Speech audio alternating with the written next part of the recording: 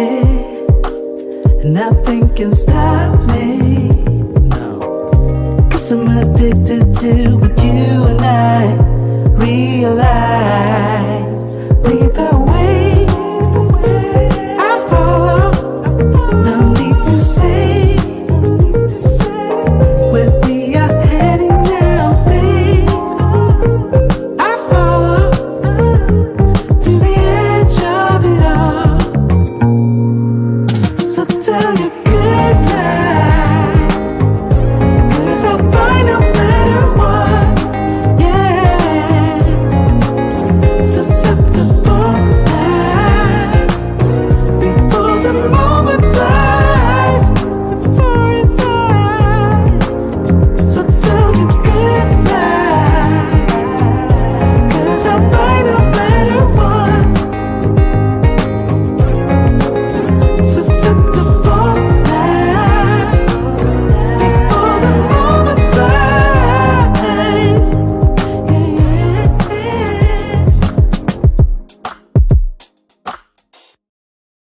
Sometimes you need a song that's just gonna make you feel good about life, even though it's called Good Lies. But at the end of the day, it is Tuesday night. This is Andre and Andrea's Love Crossing Borders. I know we usually do it on Wednesday night, but you guys know what's going to be taking place tomorrow night. We will be on a flight heading to Europe. So at the end of the day, we won't get a chance to do a live stream, but I figured I'd do one tonight. Be a great evening to do a live stream. So let's get ready to get started. Let's bring some music in. Bring some good music in.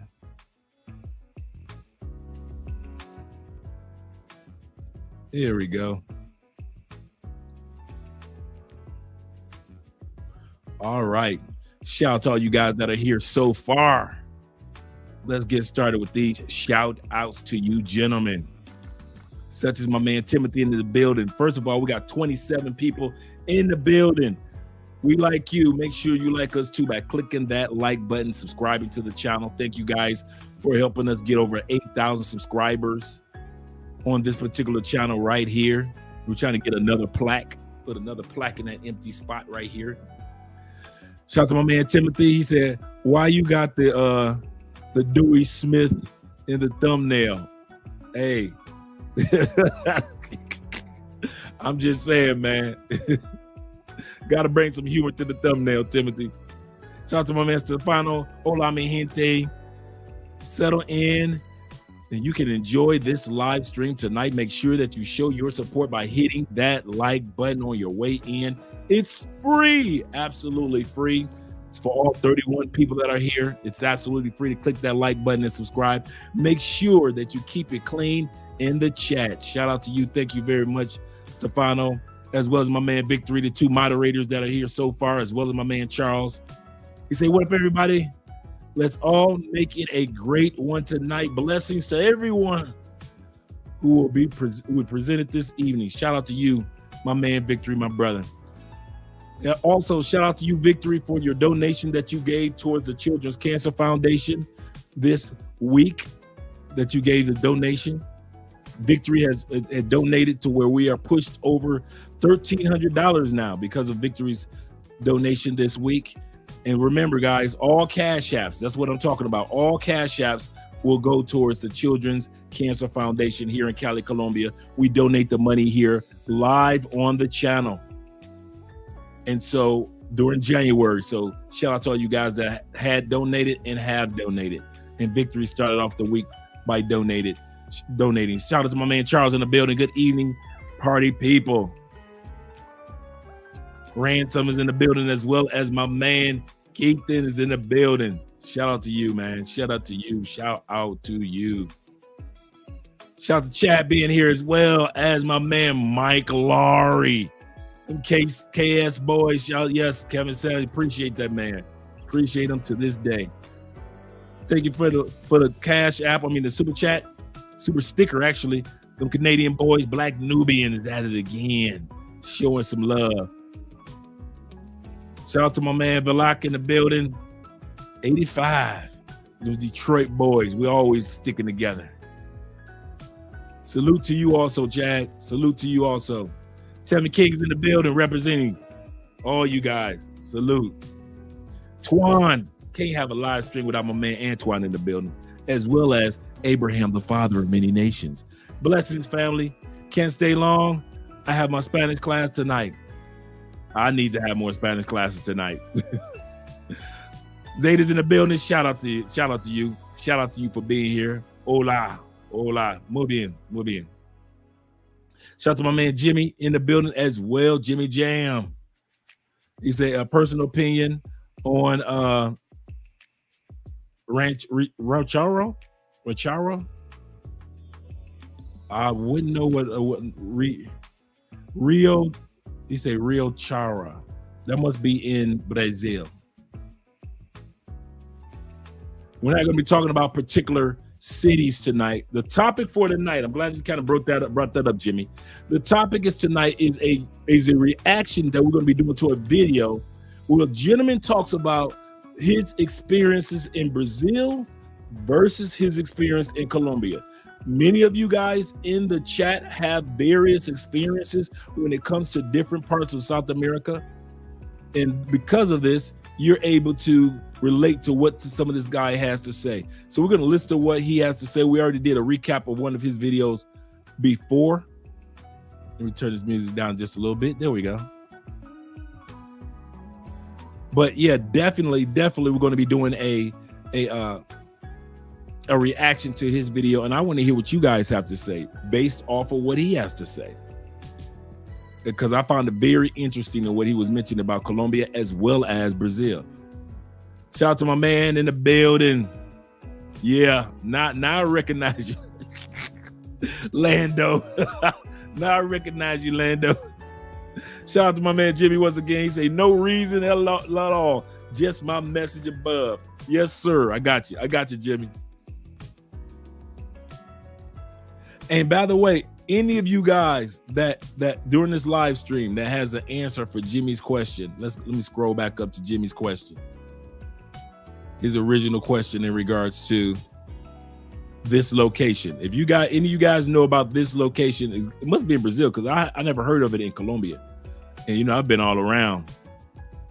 But if you guys know the answer to this question, definitely make sure that you put it in the chat. Shout out again to Jimmy. Zeta says, yo, the passport bros are making crazy headlines in the States. Yes, sir. Yes, sir. I actually have one of the headlines right now with the passport bros. Let me do a screen share. I was going to save it, but yeah. That article headline that just came out. And I spent almost an hour and a half trying to find the original video, but I just couldn't find it. But in this article, what they're saying is in regards to the passport bros. Let me scroll this up a little bit. There we go. It says, what is a passport bro? Growing number of men are ditching American women to find love overseas. Relationship experts say that some men feel excessive feminism and the lack of loyalty. Notice the lack of loyalty. Don't forget the lack of loyalty. Did I say lack of loyalty? Are hindering their chances to find the dating a partner. Always presented challenges to single Let me people. turn down the video that's going on. Are not dating, and our next guest. And in that video, he's just talking about how Gen Z men are not dating. But then they're also just talking about throughout this video that the viral movement, coined as passport bros on TikTok, even though we were doing it long before TikTok, refer to men seeking foreign women who they believe come from more conservative backgrounds and therefore place more emphasis on family and loyalty. Well, he ain't never lied in this article. So yes, for the passport bro movement to make it to Fox News, that Fox News, it looks like it's just a growing movement that is not going to stop anytime too soon. Shout out to the passport bro movement. Oh yeah. Let me scroll down. I got Jimmy. We got Saint Cyr in the building. Shout out to you as well. Oh yeah, I just read that one from Zeta. You said that's Northern Colombia? Thanks for letting me know. Because I hadn't heard of it. And if it's that far north, because Northern Colombia is usually Cartagena, Santa Marta, Barranquilla, Guajita, the desert area. So, wow, that's an area that it has to be close to Venezuela. And that's got to be a small towns. Yeah, loyalty, lack of loyalty. More women in the United States are cheating on than men are. It's crazy. You cannot consider somebody loyal. The only things I find that many, not all, but many women, modern women, and not all women are modern women, but I'm finding that many modern women in the United States are only loyal to themselves and loyal to the laws. They're only loyal to the laws of the United States. The laws in the United States says that your woman can just wake up one day and leave you. That's the law. They're loyal to that. The law says that she could charge you crazy astronomical amounts on child support. That's the laws. The law said that she could be on Section 8, which is slowly veering away, that she gets more scholarships than you do as far as going to college. She gets more college loans than you do. And if there are children involved, as an ex-college recruiter, I know that the government will also pay for daycare if a woman has a child and she's going to school. That's why you have so many women that are going to school, because the government will pay for everything. Everything. You get more being a woman in the United States than you get being a veteran in the United States in some cases. I'll say that again. You get more benefits being a woman from the government in the United States than you get as a veteran who put your life on the line for the United States. I don't think you guys really realize how many benefits women actually get in the United States. They are loyal to the laws. They are loyal to Uncle Sam. You veterans, y'all gotta fight tooth and nail to get what little you get. Yeah, it's some veterans that have been waiting years to get certain benefits and certain privileges that they fought to get. It's women that ain't lifted nothing but their legs open. There are women that have done nothing but lift their legs open, and they instantaneously get benefits upon benefits upon benefits upon benefits. When I hear black women say, no offense to my sisters, but when I hear black women say, we're the most unprotected women in the world, that's bullshit. Because they've got the federal government protecting them more than they protect Ukraine. They protect black women more than they protect Israel. Don't tell me that women of color are not protected in the United States, because I can run down so many stats and facts where the federal government looks out for whoever's loyal to them. And the people that are loyal to them are the modern women.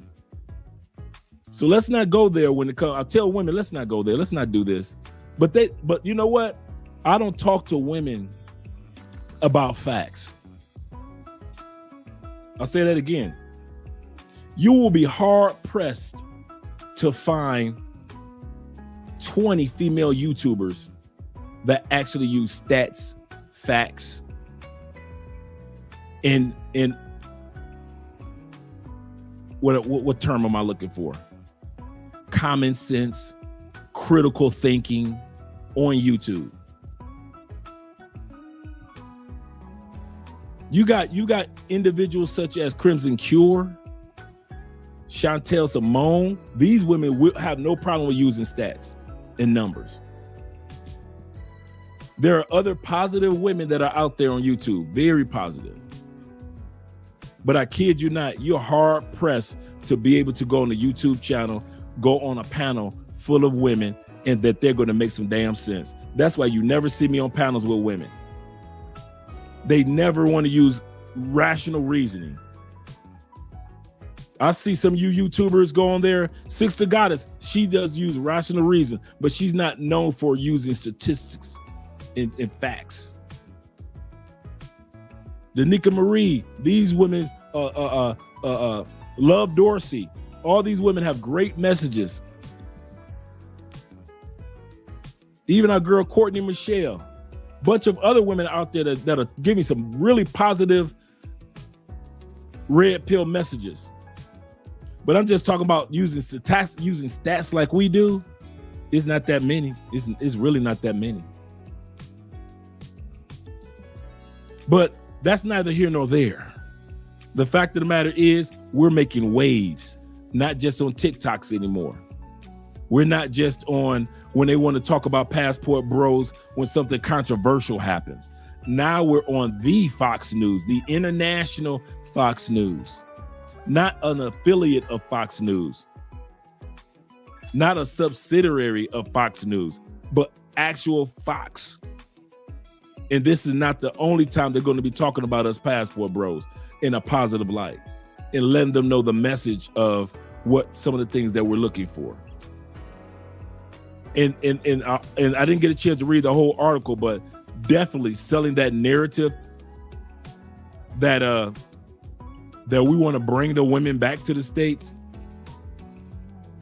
Not a true passport bro is trying to bring a woman back to the States. Why? Going back to what I said before, it's the laws that corrupt the women in the United States. The more laws that they have, the more, you notice that, the more laws that they have, the more corrupt that they become. The more laws that they have, the more corrupt that they become. That's why you can't take a good woman to a bad country. I'll say that again. When I say a bad country, I'm talking about the laws that are against family and the development and the growth of family. We've got too many laws that fight against families, but that's not what tonight's topic is all about. Tonight's topic is about Colombia versus Brazil. We're getting ready to get started on this video. First video we're going to get started on is there was a brother that a couple months ago, well, actually a few months ago, he actually did a full-scale documentary on the fact that he got robbed in Medellin. And when he got robbed in Medellin, he did a documentary on the ladies getting caught. Some of you guys saw those videos. He did it like in 3-part YouTube videos. Really good videos. He got robbed and he set up a sting with the police to catch those ladies, and they actually caught them again with the police. Shout out to my man Mark being in the building as well. We got 58 people in the building. Make sure all 58 click that like button. We like you. We really do. Make sure you like us too. Thank you guys for the super chats and the cash apps. I'm going to hit the cash apps in a moment, but I want to get to this video of what the brother has to say since the time period where he got drugged. It's been about 6 months. So let's hear what he has to say about this. We're going to move forward on this video. And I'm going to turn this music down just a little bit, because I want you guys to hear what he has to say. This is a gentleman, once again, that got robbed in Medellin.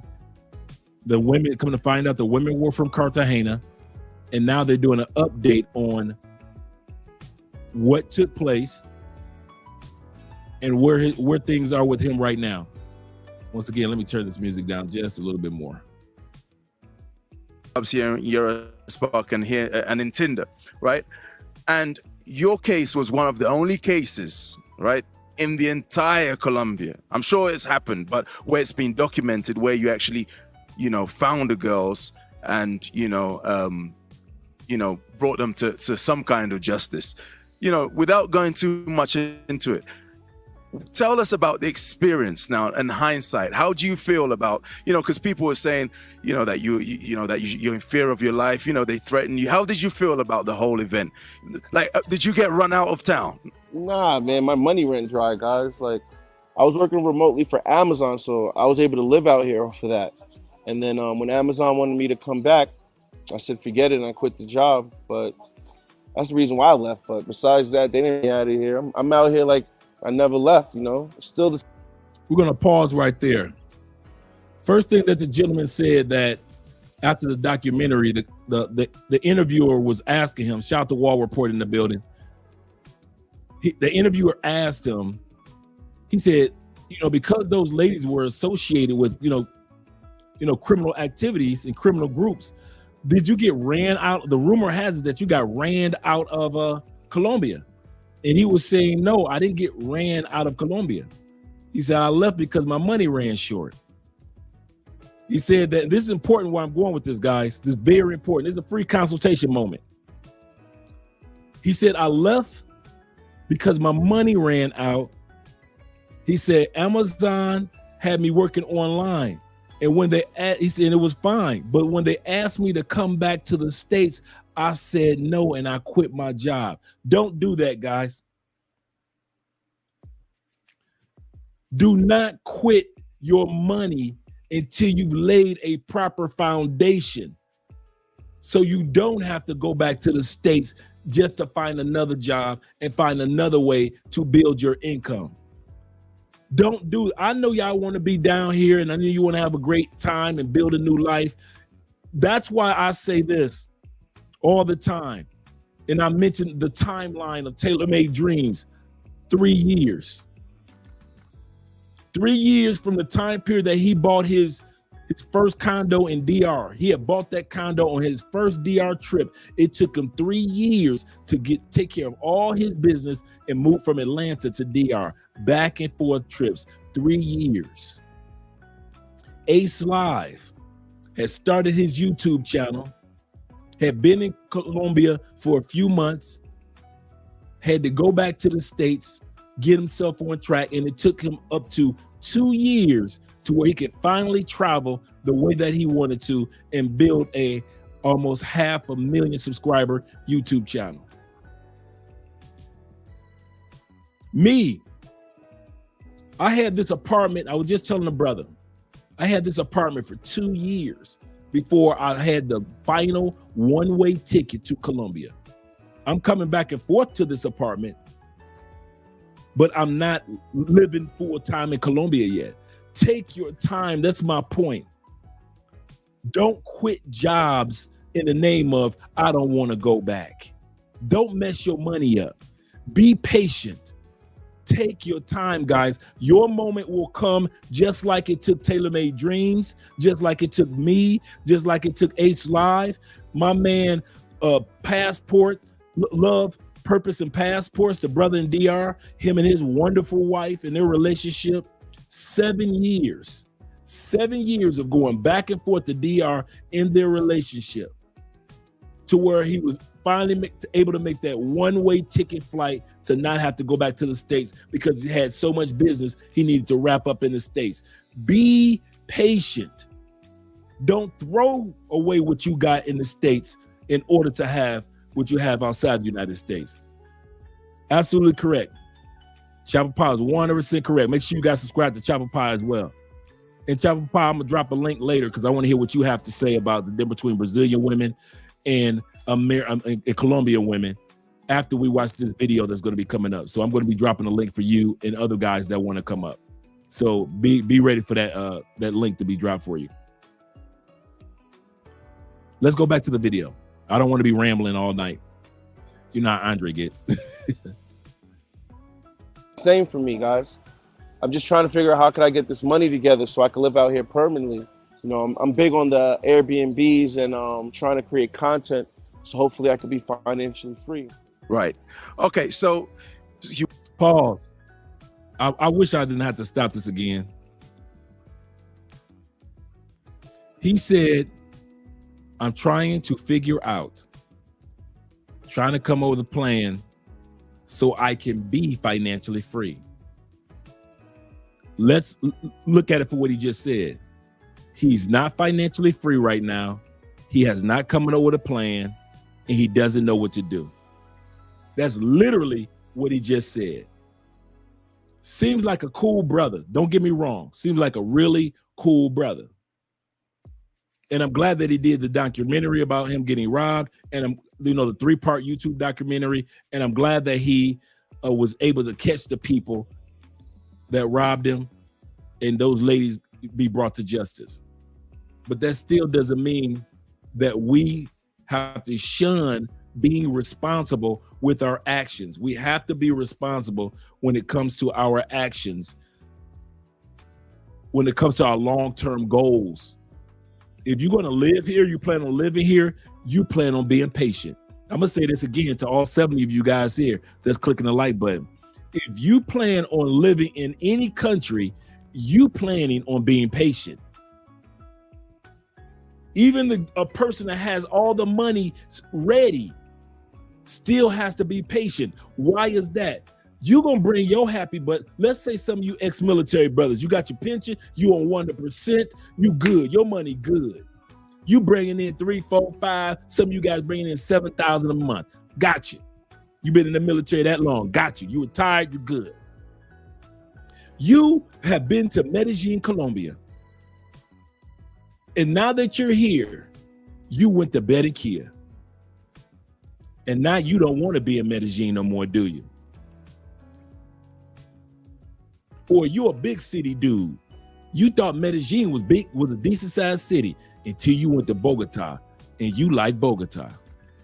And a lot more English speakers and not more fashion and style is more Americanized. You see where I'm going with that? Even if you have your money right, you still need to be patient with your long-term decision. I know a guy that came down here rationally, irrational, moved on down here, great dude, moved down here, started a business.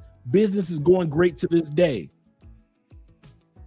But after moving down here to one part of South America, Colombia, he started venturing out to other parts and realized that his true desire was in other countries.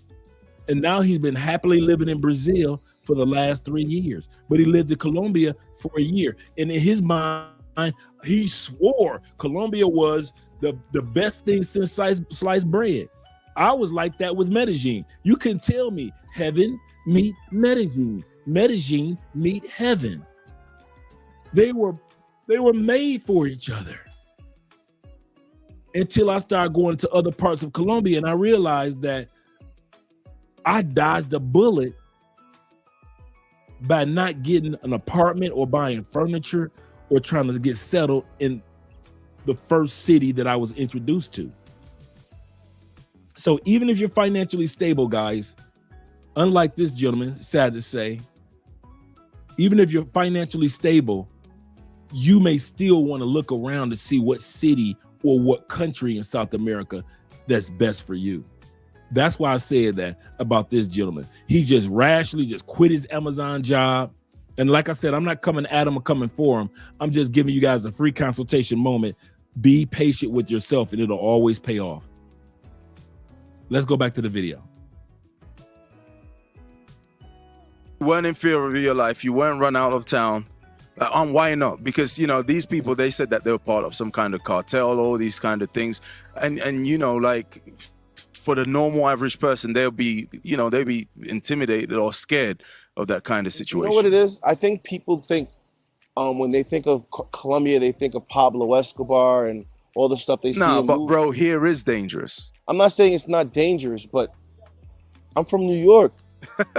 New York is just as dangerous, meaning like I wouldn't go into the hood wearing a chain. So why would I come into a poor country wearing a chain? You know what I mean? Like me getting drugged and robbed was my fault because I put myself in a situation where like I was moving sloppy. You know, that's why like I handled the situation the way I handled it. But you know, a lot of Americans come out here and they lead with their money and they think the security comes with it. That like because you offer good money to these people, they won't rob you. But the more money they think you have, the more of a victim they see you as, you know? So I try to tell people, man, like try to talk to people normal here, you know, because this is a beautiful country. And the people here are very religious. They don't believe in people getting drugged and robbed. But if that happens to you, they look at it as you're putting yourself around the people you shouldn't put yourself around, you know? Right. So it's like, you got to respect what happens because like I said, you wouldn't go into the hood wearing a jewelry. You wouldn't go into the hood wearing jewelry in the States. So why would you come to a third world country wearing jewelry? All right, and that's the end of the first video that we're going to be watching today. And he's making an excellent point. If you don't do it in the States, don't come down here to South America being extra. And I'm gonna tell you something that blows me away.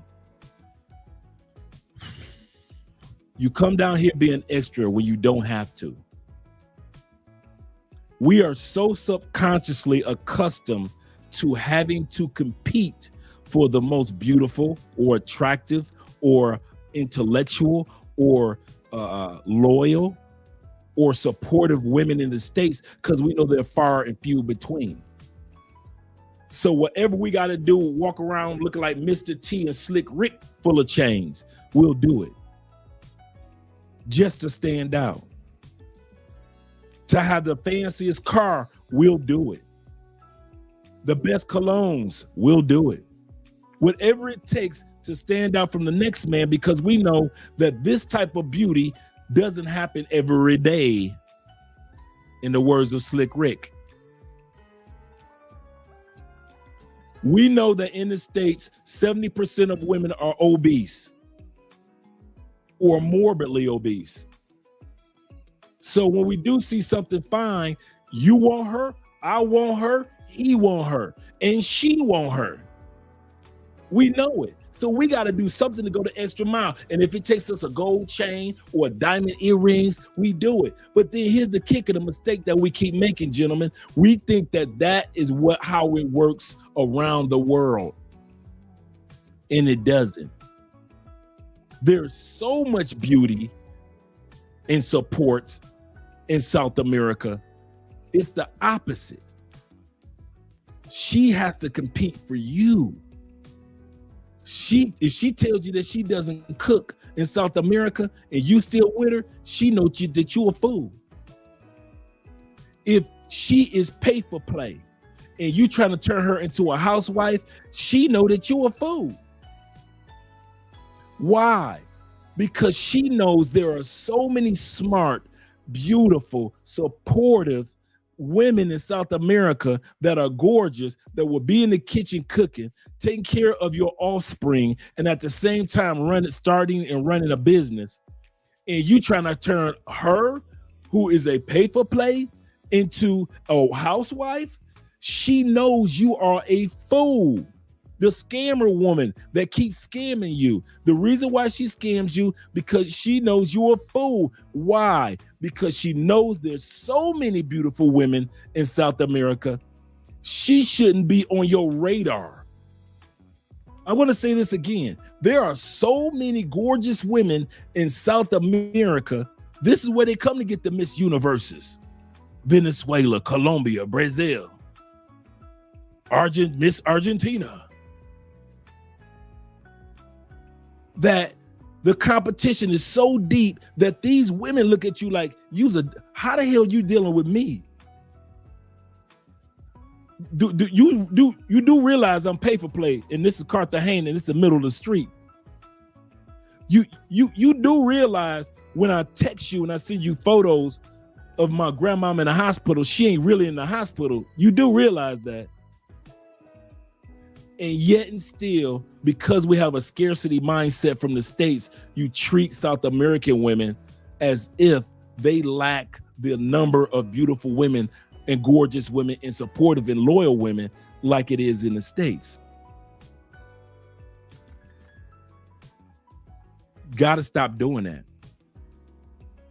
Gotta stop doing it. It's the exact opposite. No chains allowed. No chains needed. All you hard-headed brothers, or you got a partner that's hard-headed, let him listen to this part of this live stream. This country is no chains needed. You don't see. Walk through a mall in Colombia. See how many gold chains it be with fat dudes with fine chicks. Be a fat dude, don't it?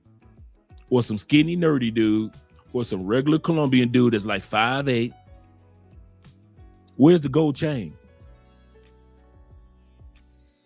Where's his Adidas shoes at? I mean, his Nikes, the new Jordans. Come on, let's be real. Because I look at the locals. I don't look at y'all. I don't look at me. I look at what the hell the locals are doing to get her fine ass. That's my motto. That's how I got Andrea. What are these local dudes doing to get these fine ass Colombian women, fine ass Brazilian women on their arm and having babies? Whatever they doing, I want to find out. I ain't seeing none of them running around with the new Air Jordans, new LeBrons on. Ain't no new Iversons. I ain't seen none more. Ain't none. Very few of them you see with some gold on. So I'm figuring, like, if these dudes ain't got to do it, well, they was raised there, Andre. Nope. Because regular Colombian dudes can get scammed too. Regular Colombian dudes can get scoped too and robbed too. I'm talking about the regular everyday Colombians that I see with their regular everyday woman that's fine as a mother. And I know that the husband is only making like $400-500 a month. What are those dudes doing to get her? And to get her to be loyal? And it's the exact opposite of what we've been doing.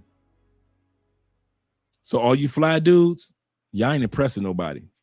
All you dudes that this high dress in the States, I dress fly, and they just gonna have to get used to it. Well, you get used to being robbed. Get used to looking like a victim. Or looking like somebody they about to rob. Get used to being a target. You want to be fly? No problem. Get used to being a target no matter where you go in South America. Because in all of South America, for the most part, it doesn't take all that to get you a good woman. It takes that to compete in the States, but that's North America, not South America. And until more guys realize that, yeah, Chad, they don't make no money down here. Hey, $500, man, you stretching. You making decent money. The average Colombian only make between $250 and $450 a month. That's it. And most people only get paid once a month. So if they get robbed, they money gone for the whole month. And that fine woman will stay loyal to his ass to the day she died. She don't care how many side chicks he got or side kids. She ain't going nowhere. And you wondering, what is this Colombian man doing that's half my height, twice my size, ain't got a third of my money? All he got is a language, because a man is a man is a man no matter where you go in the world. So he ain't a different type of man. What has he got that I ain't got? The one thing that he has is he realized that Colombian women, Brazilian women, and all women in South America know one thing and one thing only. The competition is deep. Colombian men know that Colombian women know. You let his ass go and he a good man if you want to. It's 15 fine Venezuelans waiting to pick his little short fat ass up. Go ahead, act like you don't want that man just because you a sexy señorita or gorgeous negrita. Go ahead and let that man go. It don't matter. He could be in a wheelchair. He could be in a wheelchair. It'll be at least 7-8 women in Brazil lined up to get that one dude if he a good man. The competition, they know, unlike American women know everybody fat than a fuck, so ain't no competition. The competition ain't deep. Here, the competition is deep. Let one woman let a good man go, she know it's 15 lined up to take his place in 15 minutes that look just as good as she do. And since she knows that, she knows she need to be on top of her game. And if she slip up and he out, he ain't got to come back. Ain't no, I need her back. Ain't none of that. Bruh, it ain't telling you what I'm thinking. I see this all the time. I remember not even a year ago, Andrea's brother, Charitable man Camilo, he was with his high school sweetheart like forever, right? Forever. They finally broke up. He's like 22. Camila's a good dude, good career, good job, college graduated, just good all around dude. Got the looks. He's about 5'9", 5'10", right? Just good guy. When that relationship ended, because she said he worked too much, because he had just graduated college, just got his good job, and she told him, well, we can't be together no more because you work too much. Bruh, the level of women that young dude been smashing, the beauty level, 9s, 10s, 8s, we talking about a young dude at number 21, 22 at that time period. She let that good man go. Dude, he started scrolling. I went through that. Me and Andre Dag, because the girls that walked away, we looking at it. We looking like God damn. You them? You so what you smashing all of them, dog? Every one of them, just the finest of the fine. I'm like, God. He said in Spanish, I got soul suckers in here. I got soul suckers. The competition is deep. You get rid of one good man, like you guys are good men. Don't you ever think that you need to convince a Colombian woman, convince a Venezuelan woman, convince a woman in Chile, baby, please. That's that shit in the States. If she don't want to be with you, no problem. She'll be replaced immediately. And that's true for all of South America. My point is not that you're better. It's just that it's saturated with beauty. It's saturated with gorgeous women. It's saturated with women. If you go ahead and open up your eyes, women that got jobs and careers and trying to build stuff. It's saturated with women that don't have the ego of the women in the United States. It's really, dude, it's like you just jam-packed full of women that want to be on your team. And if one doesn't, guess what? You still stuck in that of just being surrounded by women in all of South America. And that's why women in America bitch so much about you guys going to other countries. Because they know, they realize this. And I don't want to ramble. I want to go to the next video. Realize this, guys. And I don't know what's going on with the super chats. I appreciate it. We got 88 people in the building. We got 4 super chats. Like, really? What we doing? I love you. Oh, show me some love. Show your boy some love. I don't care if it's $1, 35 cents, 14 cents super chat, $14 super chat. I don't care. Just show your boys. Let me know that I ain't talking crazy. I'm just talking to myself. Shout out to you guys. First of all, look, speaking of the super, all you guys that give to the Cash App and the Children's Cancer Foundation. Shout out to my man Tevin Brown in the building, like always, with the $10. Abraham with the $5. My man, Father of Many Nations, in other words, and the Wall Report. Shout out to you once again for every week, always, or every live stream donating the $7.99. I appreciate that, guys. Like I said, with the donation that we received from Victory this week, that pushes us up from the $1,200 mark to the way over $1,300 mark with you guys as well. So once again, our goal last year, we hit $1,700. We donated live on the live stream to the Children's Cancer Foundation. We're looking pretty good to break that number of $1,700 last year. And this is what we're going to be doing every year from now on. The last 4 months of all Cash Apps will be going directly to the Children's Cancer Foundations here in Colombia. This, of course, is going to be here in Cali, but if we go to other locations or if we start working with other parts of Colombia, we're going to start donating to them as well, because that's important. Shout out to my man once again, Black Nubian, for the $5 Canadian dollar. I appreciate that, brother. And my man Ransom with the $5. Also Ransom with the $1. See, I appreciate the $1, man. I just want to know that I'm being heard, that I'm not the only one, I'm not just talking to myself. But you guys are appreciated. And I think that's one of the things that I try to get out to you guys. No man ever needs to get drugged in Colombia. There's no fucking, what the fuck for? What are y'all getting drugged for? There are so many regular everyday women that they don't have the mental capacity to, like the brother just said, most of these women are religious anyway in one capacity or another. This is a country that hates crime. United States kind of like, we don't like crime. Colombians hate crime because they don't have much as it is.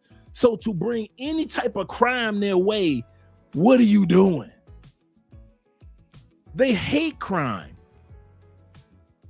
They hate criminals because they work so hard to get the reputation back from the 90s to where their country's title can finally be a decent title. And what happens? Foreigners come and criminals scope y'all or rob y'all. Now Colombia, at least Medellin, is looking bad. Colombians hate that. They hate that Netflix came out with that Pablo special and talk about the cartels in Cali and Bogota cartel. They hate it. Hate it. If y'all think Colombia is just like, oh, wow. No, they hate that shit.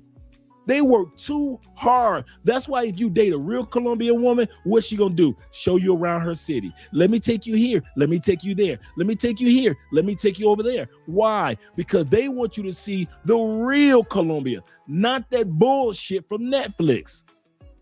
They want you to experience, let me take you to my family. My grandmother's cooking today. They want you to see what real Colombia is about. They want you to go back on that plane and tell some positive things about their country to the world. That's real Colombia. And they're gorgeous at the same time. That's real Brazil. And they're gorgeous at the same time. Not everybody in Brazil live in barrios and live up in the hood and live in the strip. Not everybody's up in there. The movie The City of Gods is not everybody's experience in Brazil. Everybody in Brazil is not broke. Let's get that narrative out of the way. Everybody in Brazil is not jobless, just like everybody in Colombia is not jobless. But for the most part, these ladies are gorgeous. But we're about to get started. Shout out to my man, Gab in the building. That's my man, Lando, with the $5 super chat or super sticker. Shout out to you, brother. But I just wanted to let you guys know that, man. That's why it's like this in South America. That's why women that come down here to South America, they take their ass right back home. There are so many sisters that come down here and move to South America. There's a I don't know what the movement is in Cartagena, but it is a huge population of sisters that are moving to Cartagena, Barranquilla, and Santa Marta right now. I missed the super sticker. Let me go back. Let me make sure I got everybody. Oh, Top Gun in the what's up, man? Shout out to you, brother. Shout out to you for the $4.99. I appreciate you, man. Shout out to you. That's my dude right there. But let's get to the video, because this is the video we talked about. The guy's going to be talking about the difference between dating in Colombia as well as dating in Brazil. And if you're still here, Chapapa, I want to drop the link in a moment. Document my personal dating experience in Brazil as well as my dating experience in Colombia. Two massively different countries. Actually, I would say that Brazil as a country is more similar to America than it is to Colombia. Go figure. Okay, so here's the things we're going to talk about. I have my notes right here. We're going to talk about the English rate in each country. We're going to talk about the resentment towards foreigners, or the lack of resentment towards foreigners, femininity of the women, the average attractiveness of the women in each country, the gold digger factor, the average intelligence that I found in each country, and of course. Okay, we're gonna go through the list once again for some of you guys that especially you Chopper Pie. English rate, we're gonna be talking about that. resentment or bad attitude towards foreigners or gringos, femininity, average attractiveness, the average attractive woman there, gold digger factor, intelligence, and then he has one more. First dating. So in summary, Dates. So he said the first date. So we know he's going to be talking about tonight. the kind of like Spark Notes version of this video, talking about dating, right? This is what you guys are here for, the dating aspect mostly. Brazil is an infinitely more difficult dating market, but it is an infinitely more rewarding dating market. So in a country like Colombia, especially a city like Before he goes any further, for those of you guys that have dated in Brazil and in Colombia, is he correct? Put a 1 in the comment section if you think he's correct. If you think he's not correct, put a 2.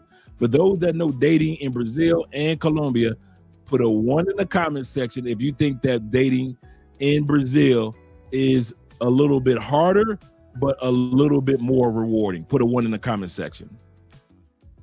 Want to hear what you guys have to say. Brandon says it is. Brandon said yes, it's a 1. All right. Shout out to Brandon for letting us know. like Medellin, the coastal cities, Barranquilla, maybe even Bogota, etc.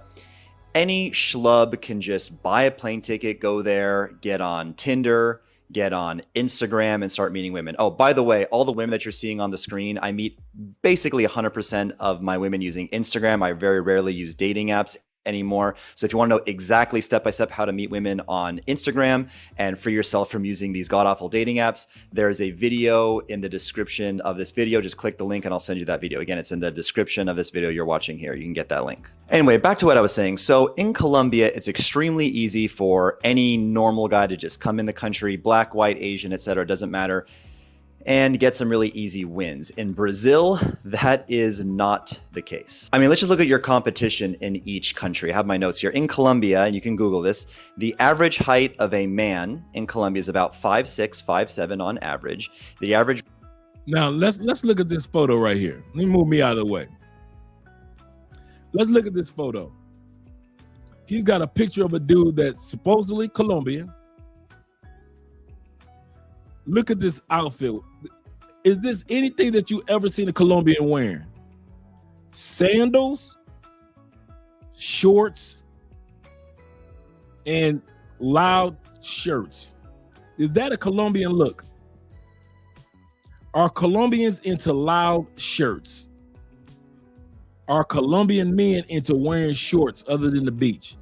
Maybe a few college kids are bringing it around, but for the most part, you will not find Colombian men rocking around. You see how he did this? And then you're going to see what he does with the Brazilian dude. And then in sandals, everybody knows the rule. If you want to see a Colombian coochie dry up fast, wear some sandals walking around Colombia. All you Atlanta boys, all you Carolina boys, all you Florida boys, all you Alabama boys, Louisiana boys. I know y'all like wearing your socks and sandals. Bring that happy shit down to Colombia you want to, and you'll be paid for play for life, because ain't no real Colombian woman gonna be with you. Yeah, Charles. Stefano. Yeah. He got my man looking crazy. Wage is somewhere in the realm of $300 US. Almost none of them work out, lift weights, etc. And overall, they just have a very feminine. He said almost none of them work out. You go to a gym in Colombia, you ain't gonna find no room. You might as well be in a damn club, because it's barely room to walk in many gyms in Colombia. They stay in the motherfucking gym. Now, some dudes don't have time to go to the gym, so they don't. But they still get the sexy, sexy women. But for the most part, to say Colombians barely go to the gym, nah, that's not true. I know this about Brazilians and Colombians.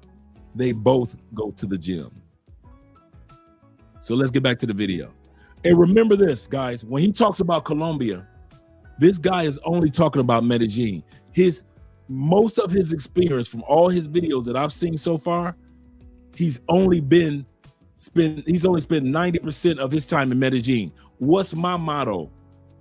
Medellin is not Colombia. Colombia is not Medellin. Colombia is not Medellin, just like Las Vegas Strip or Miami's South Beach area is not the United States. To sit back and say, I've been to Miami, bitches, that does not mean that you have been to the United States. I've been to New York. That does not mean that you have been to the United States. You've been to tourist cities, yes, but you have not been to Chicago, Iowa, Michigan. Just because you've been to Atlanta, that doesn't mean you've been to New Orleans, Alabama. Shout out to Montgomery.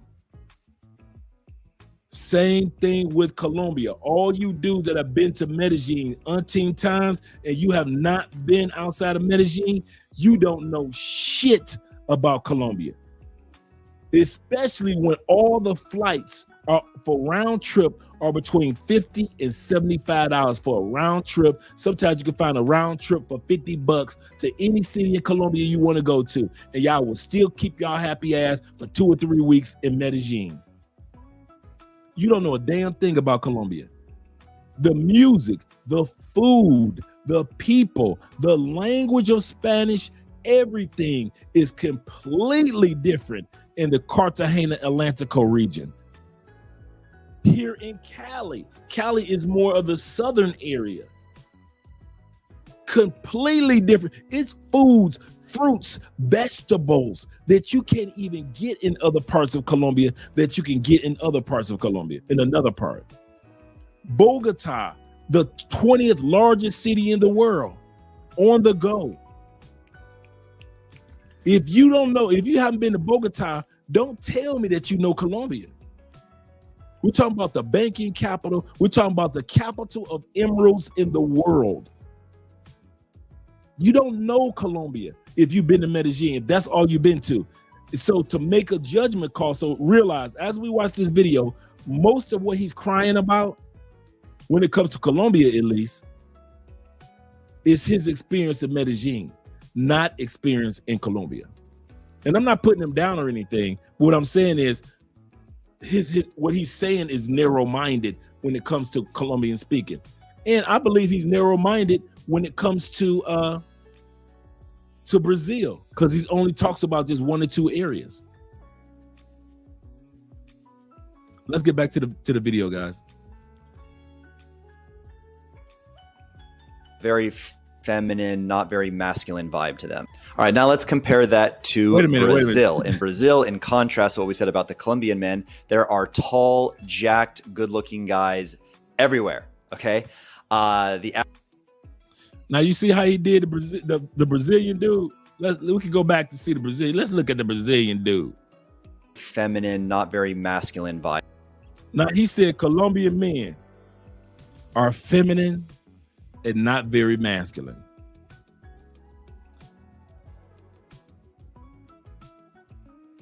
If he say that to a Colombian man, they would smack the dog shit out of him. And all of us who live in Colombia know that. And I'm talking about the smallest, skinniest Colombian dude would smack the dog shit out of him right now for saying something like that. When they talk about machismo, they don't talk about Brazilian men but when they use that term, everybody knows you talking about them damn controlling ass, jealous, forceful, rule with an iron hand, damn Colombians. To sit back and go to Brazil and say, well, Colombian men are feminine. Yeah. It's like when Eminem said, you don't want to come to this hell, you safe in jail. He's safe in Brazil where he can say all that. Because he know he wouldn't even form his mouth to say something like that around these Colombian dudes. Ain't no way in hell. I ain't gonna say nothing like that about these dudes.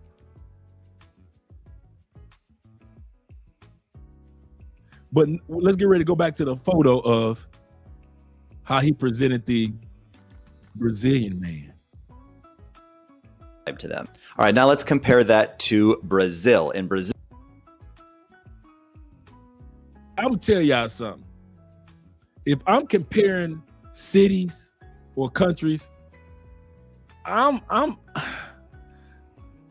ain't gonna be showing y'all no pictures of no dudes with no shirt on. I'm sorry.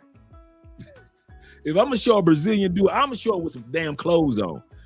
But to sit back and be like, this is, if he made it look like if I was gay, this would be my type of Brazilian man.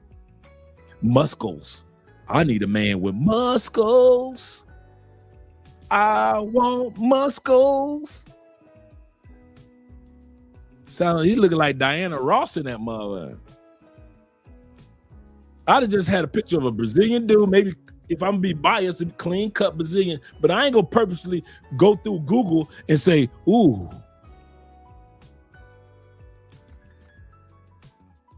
I like him with the muscles. Let me put him up there. And then let me look for a dude that's look halfway Colombian. And he walking around with sandals, a loud shirt and loud shorts. Yeah, that's a Colombian dude. We all know that's been to Colombia. Colombian dudes, for the most part, dress bland in a motherfucker. Solid color button-down shirts, solid color t-shirts, solid color polo shirts. They tuck their shirts in. They got their belt, pair of jeans, tennis shoes, or some boots.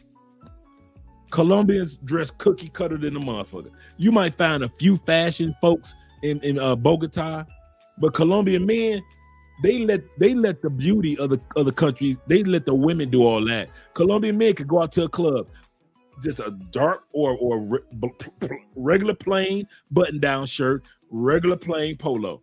Woman looking jazzy than a mother. To put Colombian men in some loud ass clothes, man, please. But then you got the shirtless Brazilian. He's Brazilian and he's shirtless. My man just telling on himself. That's all I'm saying. He's telling on himself.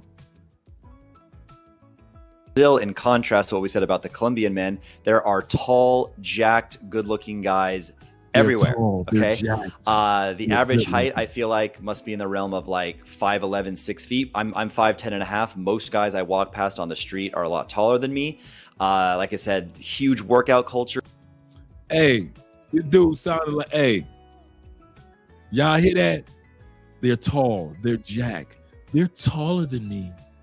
Most dudes in Brazil are taller than me. I'm on the beach and I'm seeing them and they're muscular.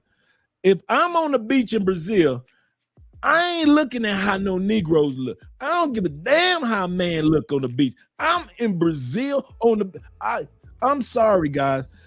Looking at men in Brazil is like looking at pornography and you don't even notice the dude. You looking at all the women action while you watching pornography. I ain't looking at no dudes. And at the end of the day, you ain't got no business being in Brazil. You flew all the way to Brazil, 9-10 hour flights. And you telling me you observing the men. Yeah, that's that Rainbow Coalition kicking in. No wonder he wasn't happy in Colombia. They're taller than me. And where I am, I'm not about to sit up here and compare my height to another man's height. They're taller than me. They're jacked. They're fit. They go to the gym. Man, bro, you got to slow down, man. If you say you masculine, but you showing some tendencies that you might swing both ways. Locked in the closet. Let's go back to the video. The guys are jacked. There's an insane genetic diversity, so don't think like, oh, they've never seen an Asian guy, they've never seen a blue-eyed white guy, black guy. They've seen it all. Brazilian guys tend to be very, very masculine, and the wages they earn are orders of magnitude higher than what the average Colombian would make. You know, Rio and Sao Paulo are just more, well, Brazil in general is a more expensive country, but especially Rio de Janeiro, and Sao Paulo are very expensive places to live. And therefore, a lot of the guys there make really, really good money. So overall, it's just a lot harder to be that special gringo, that foreigner that's going to slip in and be, you know, this new breath of fresh air. They're used to high value guys. Okay, pause. I want to hear from you guys. Is what he said true? Put a 1 in the comment section. If it's not true, I'm going to present the question. Put a 1 in the comment section if it's true. Put a 2 if it's not true, or just don't put anything if you're not sure. Is it hard for a foreigner to go to? Because he said it is hard for a foreigner or a gringo to go to Brazil and compete because the Brazilian men look so good. They're so tall. They're so jacked. They're so handsome. They're so chiseled genetically. Is it true? I'm seeing 2s and not true. Because the way he just said it is hard. He said it out here like he it's hard out here for a pimp. He said, let him tell his truth. Chapter 5, I'm gonna drop this link until we get done with this video. Let him tell his truth, Dre. Hey, speaking of his truth, that might be true. Let's be real. Let's look back at this dude, man. Does this dude look like, other than probably some white dude? We all know this. Let's be real. We all know that in South America, white worship is a big thing. Soon as a white boy get off the plane,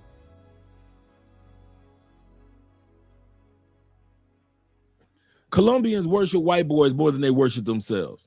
Brazilians do that. Argentinians especially do that. Chileans do it. They all worship. If you white, everything is right. My mama taught me that. My grandmama taught me that. They do that in DR. They want to whitewash the race. They white worship like a mother. We like tolerate white people in the United States. Like, oh, yeah, okay, we still gonna overcome mother. We still fight for our equal rights. We ain't on that white worship bullshit. That's just a regular white brother, right? Just a regular everyday dude. He work hard. I work hard. We got 90 people in the building. Make sure you click that like button. But down here, they are some white worshiping mother. They worship the skin. So when you look like this, getting off the plane, you gonna win just from white worship. Number 2, based off of some of his other videos, he got a few dollars. He done hustled up on a few dollars, so he's doing good for himself. So now you're a white dude, and you got a few dollars.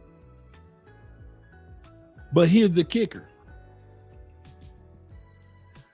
Those women feel like they can gringo scam you the fastest. One thing about white dudes, they look at you like an ATM and they think you are so naive to everything. They think white dudes, that's the one thing I'm gonna tell you something. I would not want to be a white dude traveling. Fuck no. You don't blend in with shit. Everywhere you go, everybody looking at you an ATM. Everybody want to get you, scam you. Ain't no fucking way. Bruh, the hardest thing to be in the world from what I've seen is a damn white boy with a passport. Because everybody don't look at you for who you are or just look at you and want to get to know you. Soon as you walk into a club in any country other than some Eastern European shit, everybody looking at you like, get him, con him, scam him, drug him, rob him. You look like a target everywhere. No, fucking no. White boys, y'all can have that white worship shit. I love y'all brothers, but no, it's hard as hell. Yeah, white Joes, man. I see how women in South America see white dudes and drool over them. Cause they drool over them because they know they can use their ass faster. They look at them like, oh my God. There's a white boy, girl. We about to get all this money. We about to drain. We about to make him marry me and my mama. Oh yeah, we about to get this white. They be plotting on white dudes. They don't be looking at them like they look at us. Nah, there's a few You know, scammers gonna scam everybody. So they don't care what color. I'm talking about regular, everyday women in Colombia. At least I know Colombia. If you're a brother, they looking at you because they're attracted to you. You sexy chocolate motherfucker, you. You big dick having, fine, cool, suave ass, swagger having motherfucker. Look at your ass getting off that plane, looking like all the goddamn superheroes that I watched on television. You Black Panther looking motherfucker, you. You goddamn new Captain America looking motherfucker. Yeah, they looking at you. Oh, he's American too. Okay, he's got a few dollars, but he's still looking. Oh, I ain't never had no American. That's how they looking at you. White boys, they get off the plane. They look at them like white boy could get off the plane like clean cut, straight serious. They still look at white boys like he walking like this. Hi, I'm in South America. I can't believe it. That's how they look at white boys. No offense to my white brothers. I'm gonna say this again. No offense to y'all, but I would not want to be going to these countries because everywhere you go, everybody has an assumption that you just this gringo, dingleberry, straw in your mouth, even if you got a few dollars. And if you got a few dollars, they really look at you as a victim. They really look at you as a target, white brother. It's just that I know it ain't fair. White brothers, you created this shit. You want to be worshiped? There you go. Don't cry when the shit backfiring on you now. I can't find love in Colombia. I can't find no real women. No, they come to your parties and your events to drain your fucking pockets, not your dick. They don't come and be like, boy, I'm about to get rich with white dick. No. Wait, that white boy go off that plane, I'm about to get it in, girl. They don't talk about y'all like that. They talk about us like that. They don't be looking like, girl, you see them brothers getting off that plane? We about to go have some fun. They don't do that with y'all white brothers. They look at y'all like ATM just got the plane, Barney Fife, Andy Griffin, just got off the plane. I'm sorry, white brothers. Y'all built this shit. This is what you get. When you got white worship, everybody look at you like you a damn ATM. It ain't fair, but you set it up. You set it up. You need to talk that out with Jesus, but you set all this shit up so everybody worship your ass, and now it's backfiring on you because everywhere you go, motherfuckers automatically assume the brokest white boy got some money. We want his genetics, so our child can look like they got some money. If you have a mixed baby by a broke white dude, guess what you're gonna have? A broke mixed baby.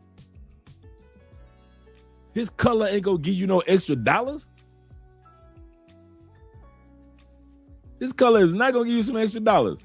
If you got a broke white brother getting off a plane and he gets you pregnant, Colombianas, what's gonna happen? You're gonna have to be you broke, he broke, and now the baby broke. But you can't tell them that. White worship like a motherfucker. They white worship. Okay. That's serious.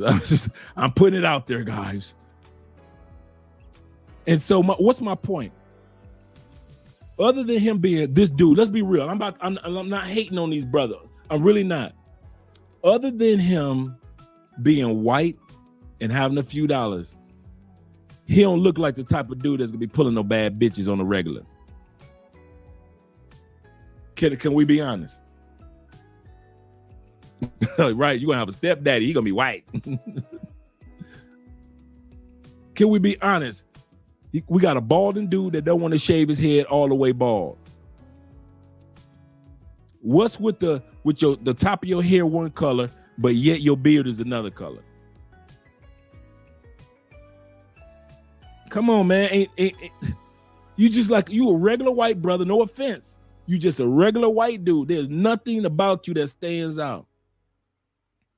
Every video I've seen, he doesn't seem like he's the most charismatic dude. He just seems like a dude that's like a good host to all the guys that come to town. He looks like the average everyday white dude that would blend in the States, and you wouldn't even notice his ass walking through the mall. Why am I saying that? To insult him? No, I'm really not. I'm saying that in his commentary, he gives complaints, but do realize you're a white dude, you got a few dollars, and you're a plain looking ass white dude. There's no Brad Pitt about you. Ain't shit chiseled about you, bruh. Ain't nothing Timberlake about you. So since you know that you ain't got no George Clooney about you, you gonna get treated like most white boys get off the plane, like a damn ATM. And that's what he's offended about. That's what he's offended about. Let's go back to the video. I just want to lay that foundation. Now I'm gonna let him speak.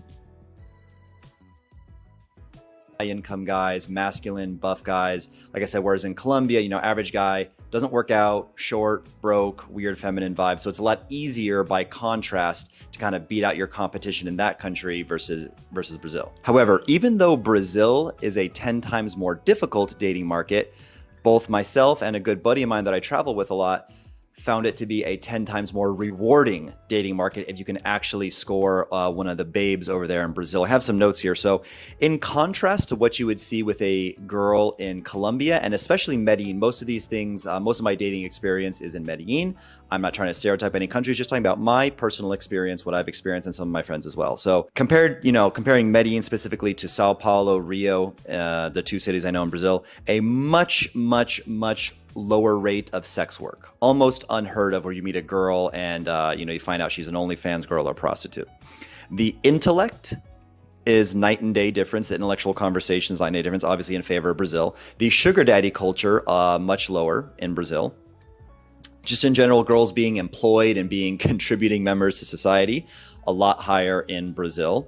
Way more likely to speak English in Brazil. Much less likely to have xenophobia, racism, or in general, a resentment towards foreigners, which if you watch one of my, I'll put the... Let's pause right there. I want you guys to remember what he said, especially you, Chopper Pie. Remember what he said.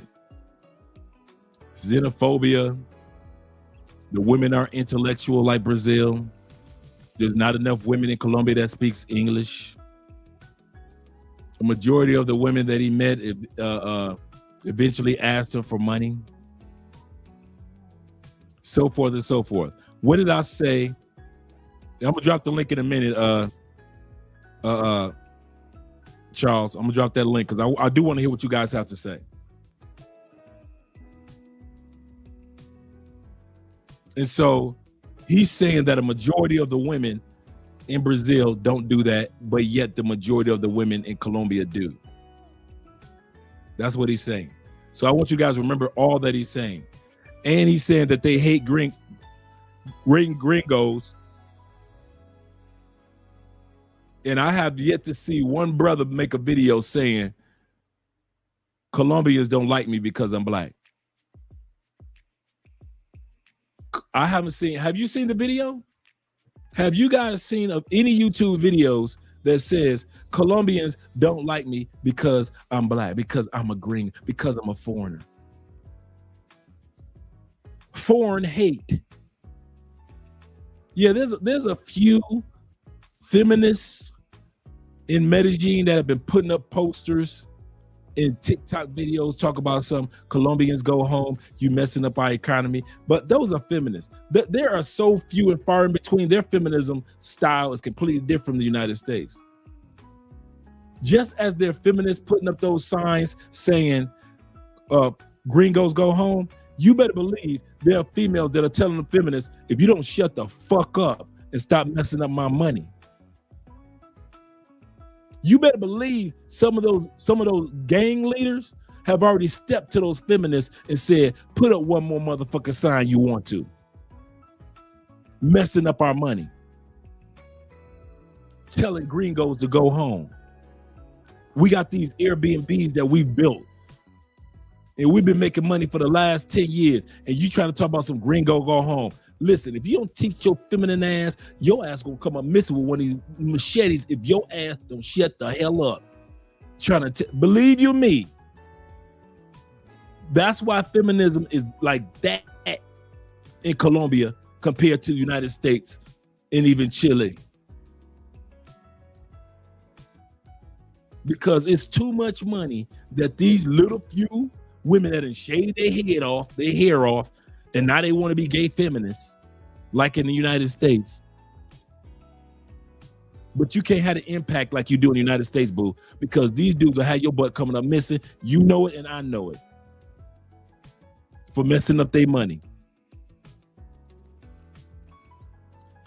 But as for this dude, he's saying that, you know, hey, Colombian women are airheads. In the United States, there's a term that we have been using for years called thinking like a blonde, or a blonde mindset, or whatever it has to do with being a blonde. It means just being dingy, being all beauty, no brains. Many of us have smashed women in the United States that were all beauty and dumb as a box of rocks. We've had television shows about women that were all beauty, but dumb as a box of rocks. The show Three's Company, when I was a kid, you had Chrissy.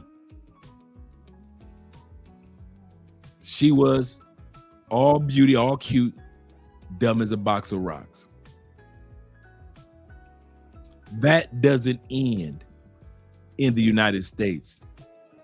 If you get with women that are only beautiful with no education, no goals, no dreams, no matter where you go in Colombia or Brazil, that heifer probably gonna be beautiful, but dumb as a box of rocks. You cannot talk politics with her. This is one of the reasons why when dudes say that I'm lucky to have Andrea, I tell those dudes I'm strategic for having Andrea. Because here in Colombia, you could easily get a woman that is dumb as a box of rocks with beauty, but she can't help you with your taxes. She can't help you with your visa. She can't help you with translating shit. She can't help you with your paperwork. She can't help you go to the right grocery stores to get good deals. She can't help you negotiate shit. Like I said before, she can't help you with nothing. If you need to go to a doctor's, she can't help you with shit. Paperwork for nothing. But she beautiful. And she suck fire head. And I done had a couple of them. Fine in a mud. Fine. Ooh, fine. Get fire head. Good. Dumb as a box of rocks. And I bet some of you guys in Brazil can say the same thing. That you had some women that you done had sex with that you knew there is no way in the world I could take her to the car dealership and she could speak on my behalf in Portuguese and get me the best car deal. You already know that you cannot talk about library books with that heifer. She fine and she got that good. But you know, it's women in Brazil that you know that you done smashed or you done club with, but you know that's as far as you can take her to. The club into the bedroom to the club. So for him to sit back and say, well, women in Colombia, and then all the women, dude, you don't know all the women, even most of the women in Brazil. Just like you don't know most of the women in Colombia. I keep trying to tell y'all, dude, this is a highly educated, female educated country. But y'all be swearing that these women ain't got no sense. But if you gravitate to only party girls, pay for play, scammers, and beautiful bottom feeders, that's what you're gonna get. Beautiful bottom feeders don't read books. They ain't trying to learn another language. What the? Let's get back to this video. thumbnail. It'll be in the description of the video. My video on Medellin. Yeah, basically, it's kind of fucked being a foreigner there now. I would try a different city, but in Brazil, they don't have this like messed up, judgmental, racist, xenophobic, whatever you want to call it, attitude towards gringos. The time of me making this video, right? Things can change, right? But as the time of me making this video, they're very accepting. And actually, I think Brazil is going to stay kind of untapped and unruined by gringos, unlike other cities in Colombia like Medellin, which I'll talk about at the end of the video. The last thing I found is, even though it's very hard to get Brazilian women on dates, they can be very flaky, very, ghosty. It's a lot easier to get a woman from Medellin on a date. If you can get them out, Brazil's one of the most sexually liberated countries, and kissing and intimacy tends to happen very quickly. For better or worse, depends on, what you're looking for. So speaking of intimacy, in Medellin, Colombia, generally when I would experience physical intimacy with a woman, afterwards, I would just generally want them to leave, to get the hell out right after we finished. I mean, try having an intellectual conversation with somebody who hasn't even heard of what artificial intelligence is. They couldn't. He love putting his face up on some asses, don't he? He love putting the nostrils up on the asses.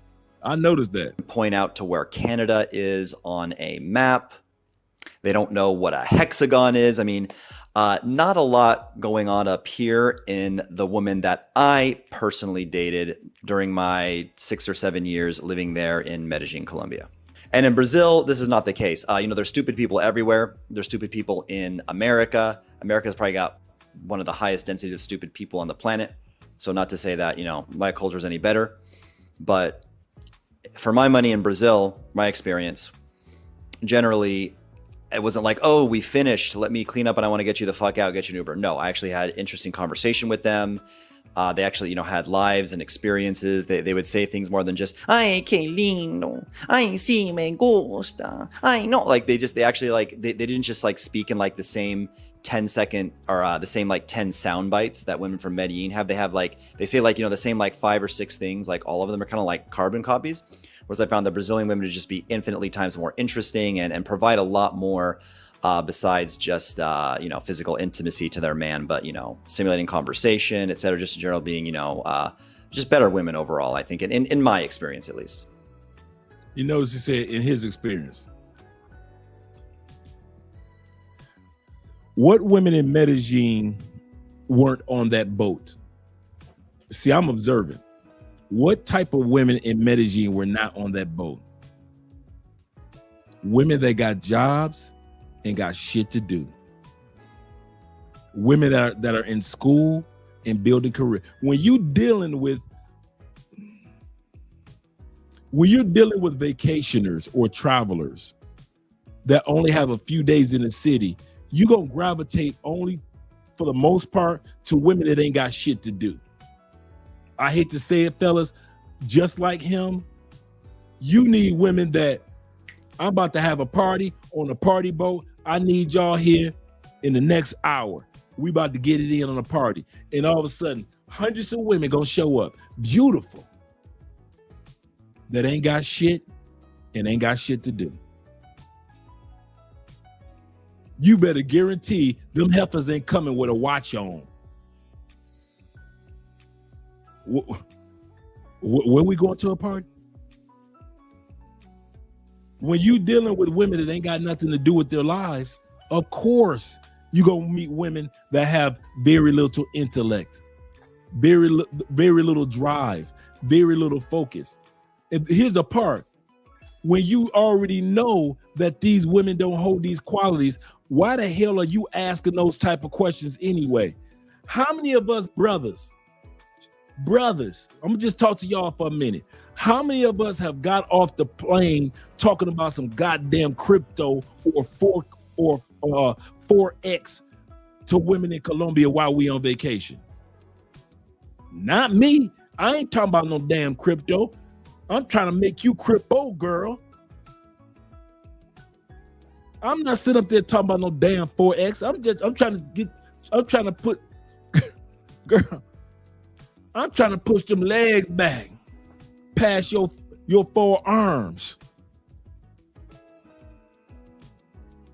We ain't gonna be sitting up here talking about the political landscape, the presidency. I'm trying to be president of that hood. So for him to sit back and try, thank you, Wall Report, for him to sit back and act like, yes, I choose women that ain't got nothing to do and don't own nothing, and now I want to have intellectual, stimulating conversation to see how grandiloquent their vernacular is. What? See, that's that white boy in you on that bullshit. You trying to belittle those women by talking about shit that the women who could answer those questions are at work. That's what my point for that little part of my rant is. The women that could answer all his questions about property ownership, investments in Colombia, Forex, cryptocurrency, you know where they at? At motherfucking work. They're at work. And I say that to all you dudes that come and get off the plane and you wonder why you can't find no good Colombian woman, because she at work. She owns some shit. She trying to own more shit, and she got something to lose. She got something that she's focusing on. She's at fucking work. You ain't gonna see her till after 5:30. And if you can't keep your dick in your hand till after 5:30, then continue to deal with the women that you dealing with like he needs to continue to deal with his women that he dealt with without complaints. Right now, he's just whining like a little bitch. The Colombian women weren't educated enough. No.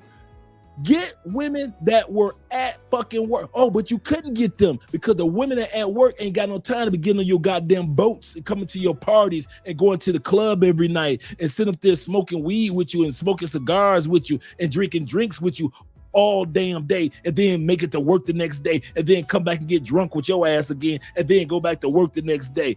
These women got responsibility. Some of you dudes do not like, you are not attracted to, you do not want, and you cannot stand a woman with responsibilities in South America.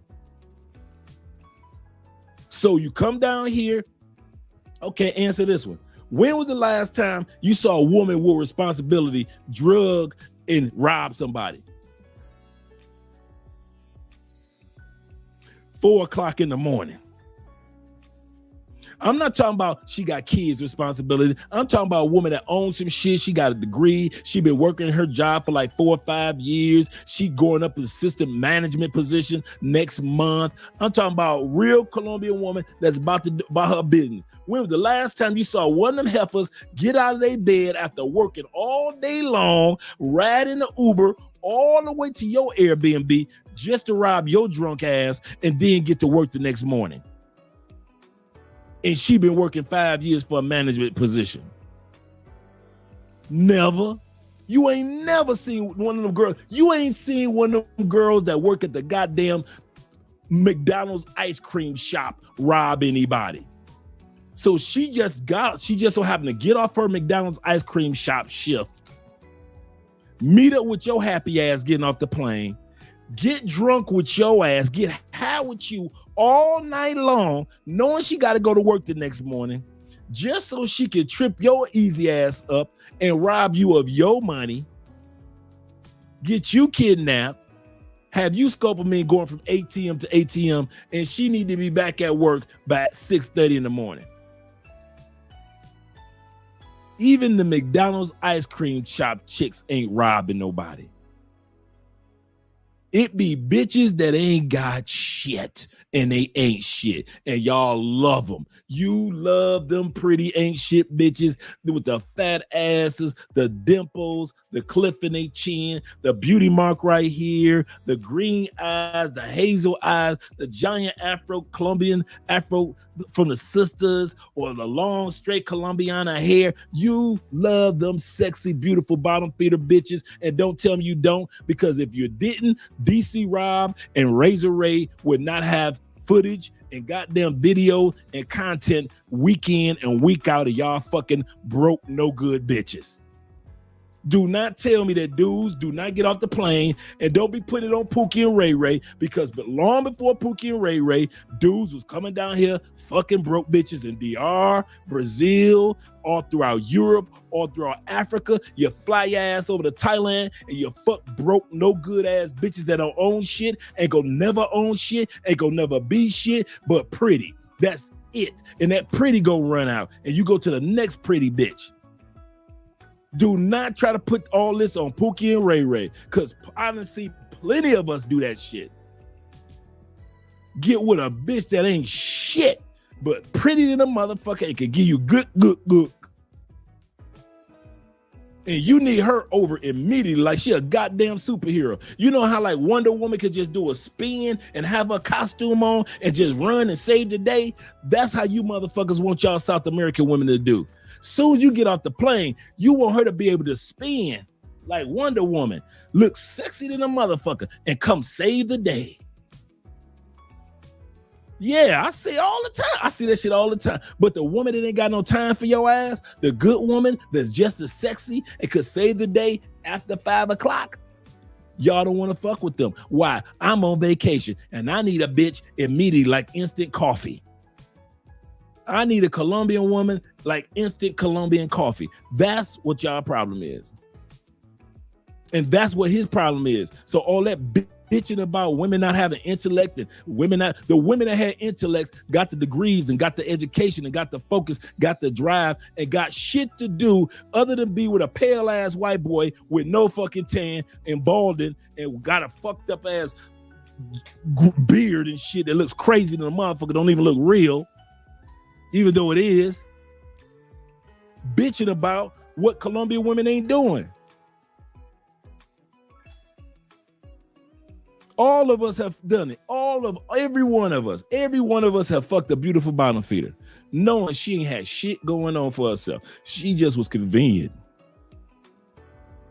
That's the difference between a beautiful woman with a career or a job or a home or responsibilities and a beautiful bitch that ain't got shit. The beautiful bitch that ain't got shit is convenient. That's the only reason y'all keep fucking them. Convenience.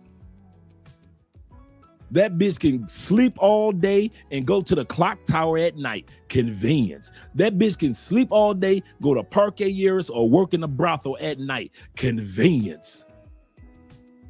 She can lay up in your Airbnb and invite 3 friends over who ain't shit, and you will still try to fuck all 3 of them. Why? It's convenient.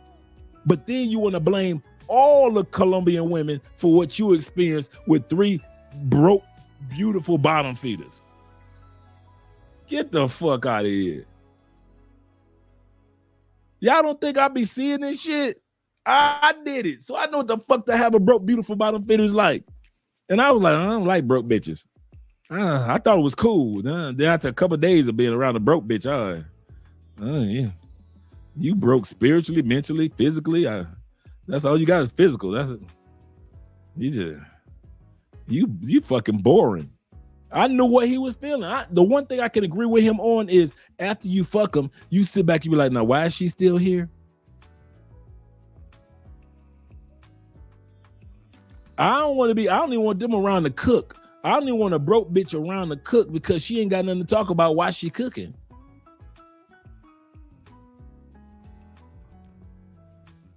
You just want to you gotta go. So yeah, he ain't lying. There's a lot of Colombian women that you fucking, you want them to get the fuck on. You like, man, I'm done. I got shit to do. You on vacation talk about you got shit to do.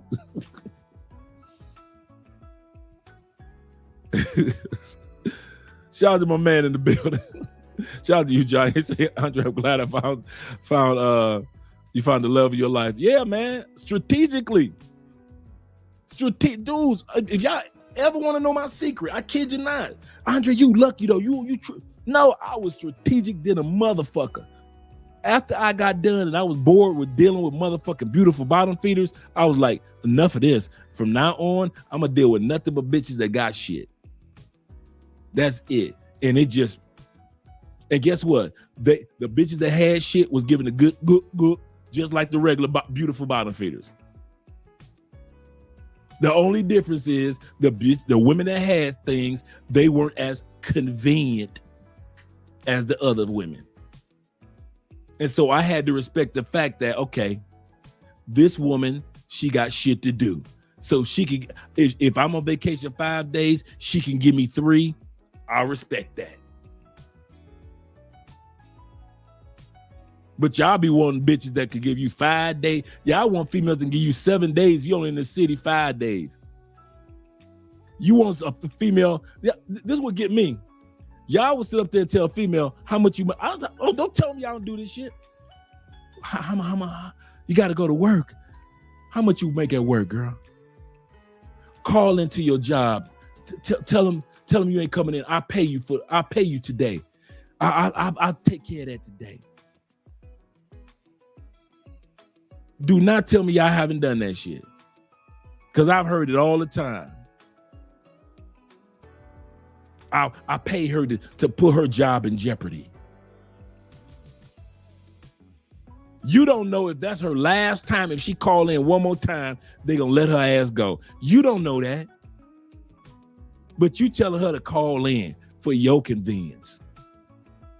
That's the only difference. Y'all don't fuck with smart women because they ain't convenient. Y'all don't fuck with career women because they ain't convenient. You don't fuck with women that got goals and dreams because they ain't convenient. The women that own property down here, they ain't convenient. The women that are sitting up there that are part of organizations and groups, they ain't convenient. You want a beautiful, broke, bottom feeder bitch that ain't got shit going on in her life, that you can stick weed in her, a goddamn black and mild in her asshole and smoke that motherfucker. You want a motherfucker that's just so nasty and freaky that just gook and look you in the face while she gook. You want one that's gonna lick your booty, lick your toes, lick your elbows. You want that. And that's what you get. But when you bitch about her robbing you, or you bitch about her treating you wrong, or you bitch about her lying to you, I ain't got no sympathy for you, because you don't want these women, right? Come on, let's be real. If you did, once again, Razor Ray and DC Rob would not have all this goddamn content about dudes getting robbed, drugged, and deleted.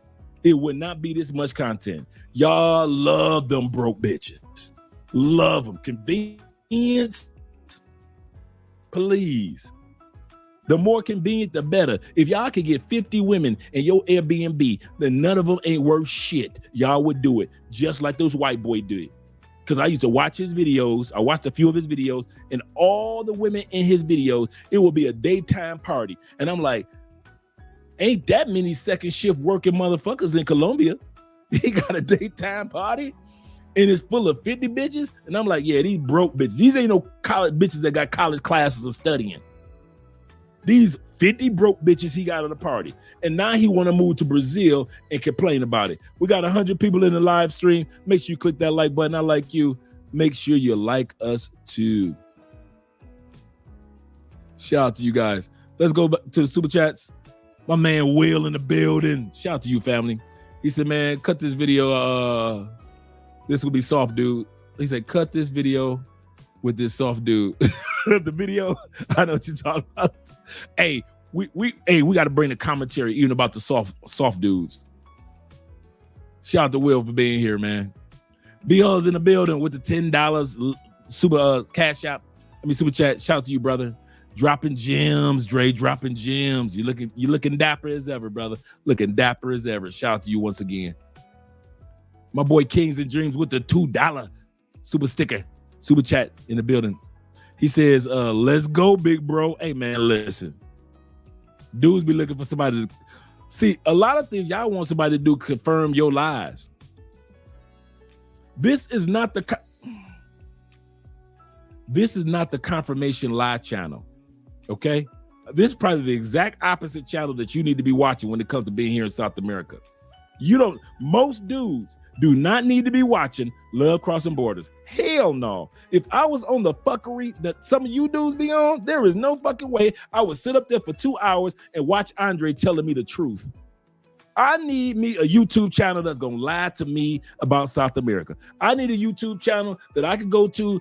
They could tell me that every woman want to party. that every woman is available, that every woman got good, got every woman licking booty. I need a YouTube channel that everybody, they can tell me where every club is. They can tell me where I can get a threesome, a foursome, and a 12-some if I want to. I need a YouTube channel that's going to make me feel like I don't never fuck up. I need a YouTube channel that never talk about dudes getting drugged, robbed, kidnapped, or deleted. I need that YouTube channel. That's what you dudes need. Love Crossing Borders is not that channel. You gonna get 100,000% truth of what the fuck going on. And if I don't know it, I'll be dropping a link in a minute for dudes that do know stuff. This channel was not made to stroke your male ego or even females' egos. I could give less than a fuck. I want you to go on the plane safely and get home safely to your families. And if I got to sit up here and tell you lies, and then you come to Colombia, listen to some of my lies, and now your nephew ain't got an uncle no more. Your son ain't got a dad no more. Your mama ain't got a son no more. Because I done sat up here and told you some barefaced lies about South America. Fuck that. I'd rather you look at me like, man, fuck this channel. I'm out of here. Go find you a channel that's gonna lie to you and tell you that all Colombian women are convenient. They ain't. Most Colombian women are too busy to be fucking with you while you on vacation, because they ain't on vacation. Catch you after 5 o'clock. But the few Colombian women and beautiful bottom feeders that ain't got shit, keep on loving them, because that's what y'all do. You love them motherfuckers. Love them. You love an ain't shit bitch.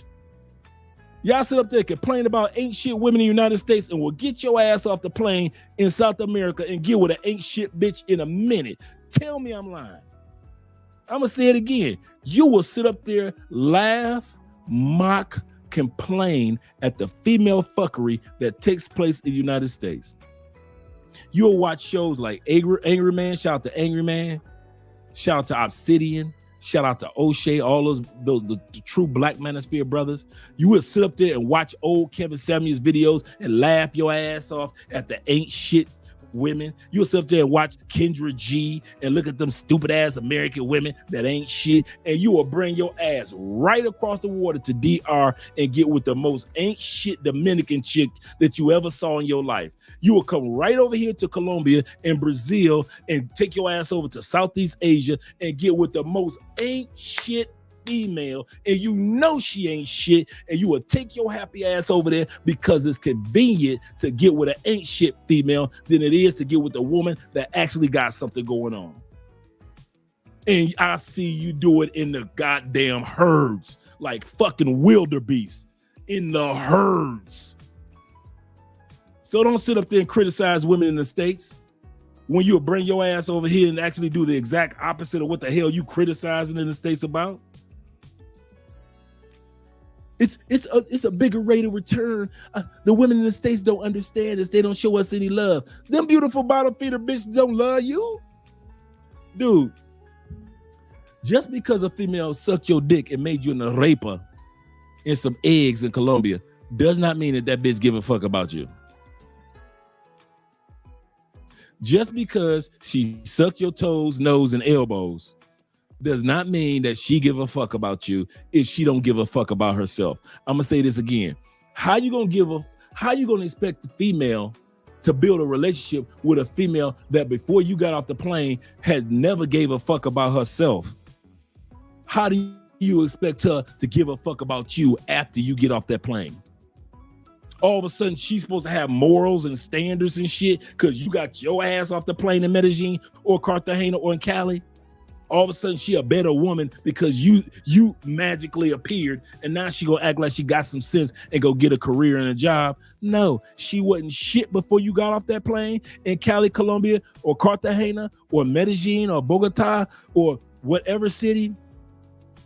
Same thing in Brazil, same thing in Thailand. If she wasn't shit before you got off that plane, but beautiful, she ain't gonna be shit but beautiful once you get your happy ass off the plane again. Do not think that these beautiful bottom feeders gonna ever change. She's beautiful, yes, but she's 100% bottom feeder. She eats at the bottom of the goddamn ocean of life. She ain't gonna never be shit. If you can imagine, I can help her start Man, me and Andre have had to talk so many of you brothers off of these goddamn cliffs. Andre be laughing at, dude, you dudes be hitting Andrea up as much as you hit me up. Well, she said that she got a job, and Andre be like, okay, what does she work? What type of job does she have? Well, she said that when she has her passport. But did she show you your passport? No. So you think she's gonna get a visa, but she doesn't even have a passport yet? Well, she said that they took her passport in Mexico. Wait a minute. And Andre be like, Andre, dude just told me that they took her passport in Mexico. I'm like, well, did she ever get another? I've never heard of anybody going to another country and that country that you visit and saying, you know what, we're going to take your damn passport. But y'all believe the lie of the good girl. Good. Y'all believe the lie of the good girl. And me and Andre will sit up there and tell you some common sense, critical thinking, just regular equation thoughts. She doesn't have a passport. She doesn't have a job. She's lying to you. And she didn't take the $2,000 that you gave her to go see an attorney to get a visa, because a visa is only $80-something to apply. She's lying to you. But you motherfuckers will look us right in the face and say, but. And we like, Andre just be like, I am not about to respond to this next text. I'm not about to waste my time texting this person back and forth if they do not even want to hear anything that we got to say. And we get so many of you dudes that do that shit. Don't be coming to us because we're going to tell you the truth. Go to I'm saying, I mean this in all sincerity. Go to other YouTubers, live streams, channels that gonna lie to you. Go find you some motherfucking liars. They're out there. I've seen plenty of them that will come to Colombia and sell your ass a dream. Go. Get your ass, go. Don't come here, because I'm telling you the goddamn truth on a regular basis. You will not get no sugarcoat. I'm not about to water it down for you. I'm gonna tell you how it is. Why? Because I'm talking to grown adult men. And if I care about my brothers, I'm gonna be honest with my brothers, whether it be white brothers, whether it be Latin brothers, whether it be Asian brothers or Afro brothers. I'm being honest with everybody. Fuck that. And if you can take it, cool. If you can't, you need to go to a channel that's gonna lie to you. There's plenty of them out there, and I've seen them, and I still see them. They be in Medellin lying their ass off. I'm like, these motherfuckers be lying their ass off like this damn white boy. Shout out to you, brothers. Once again, to Brandon. Shout out to Brandon in the building. Brandon says, shout out to Andrea. Another great stream. Real, honest, clear, and concise. Your guidance, wisdom, and content is truly appreciated worldwide. Thank you, brother. I appreciate that. You are a true OG in the travel space. God bless. Yes, sir. Praise the Lord. Amen. I will take those blessings. Shout out to Will once again with the $4.99, $5. He said, all these women in both countries, all level need financial help. This is true. No matter what you do, or no matter what they got, and sooner or later, they're going to ask you for, not true. Not true at all. I've been with women in Colombia that had their own shit, and they never asked me for a motherfucking dime. Not one fucking dime. I've had women that had a little bit of something, but their pride would not allow them to ask me for a motherfucking dime. Nothing. Not one thing. Reason why? They did not want me to see them as a beautiful bottom feeder. They said, I'll pay for my textbook on my own before I ask Andre money for my textbook. Andrea was my girlfriend or my lady, and I'm too old for damn girlfriend, but my woman for 6-7 months. The first thing Andrea asked me for, and she wanted it a month prior to, she wanted to buy a textbook because they had new software coming out. I think you guys heard me talk about that. They had new software coming out for accountants, and Andrea wanted to be on top of that and be one of the first ones in the city that understood that software, and that would help her out with her clients in the corporations and the companies that she works with as far as doing their books. And it took her a month to ask. I'm like, why did it take so long to ask me for? She said, I talked to my mother, and I said, you had to talk to your mother to ask me for some money for a textbook? She said, textbooks here are expensive. And Andrea's working, making her money. But no matter where you go in the world, textbooks, we all know, some of you college brothers know, textbooks, or some of you parents is putting kids through school right now. Damn textbooks could be expensive. It's women like that in Colombia that don't want to be seen as a beautiful bottom feeder, so they'll keep their fucking mouth shut. If you take them out to dinner, cool. If you take them out for ice cream, cool. They are not going to be like them beautiful bottoms. If you take them to a club, cool. If you take them to a damn bar, cool. Doesn't matter to them. You take them to the movies, cool. You take them to a park, cool. Don't matter to them. They do not want to be seen as one of them bitches that ain't got shit going on in their life. And they don't want you to get, in other words, they don't want you to get it fucked up. I know plenty of women ain't asked me for shit. And then the higher level of women that I dealt with, they definitely wasn't asking me for shit. They was taking me places. I'm like, she got a car? She got a car, an apartment, nice condo. Yeah, but if you been dealing with them bitches that ain't got shit popping off, or if we walking around like white boys doing, trying to seem like we just walking ATMs, they gonna come at you like that, Will. I kid you not. Once you start, I kid you not. Once you start looking for a different level of women, especially the longer you come here. If you come here like your first couple times to Colombia, you just meet regular women, okay, cool.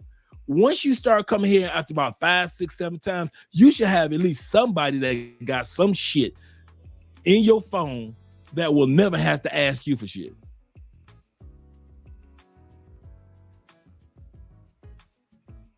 Last person I dated before Andrea, sister. 2 Airbnb, 29.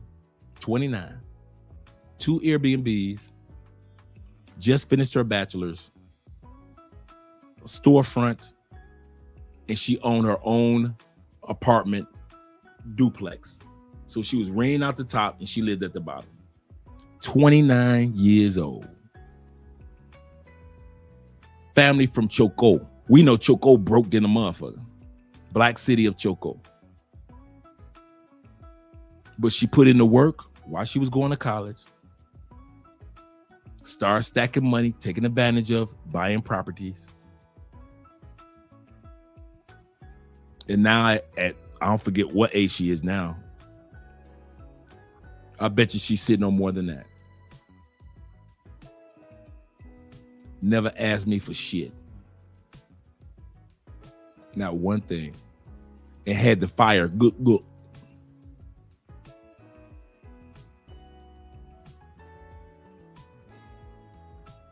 Once you start fucking with the right people, you ain't never got to worry about the wrong people. I ain't never had to worry about nobody asking me for shit. Not once. Let's put it like this. Once I really start dating more quality women. Because like I said, when I first got down here, I was like everybody else. You just make your way around. Oh, she's sexy. Let me get with her. After a while, that shit, no. If you wasn't about your shit, you couldn't get this dick. I said again, if you wasn't that female, because there's so many fine women down here, I could let a bad, beautiful bottom feeder go and get with a badass college professor or a school principal who gave the fire good too.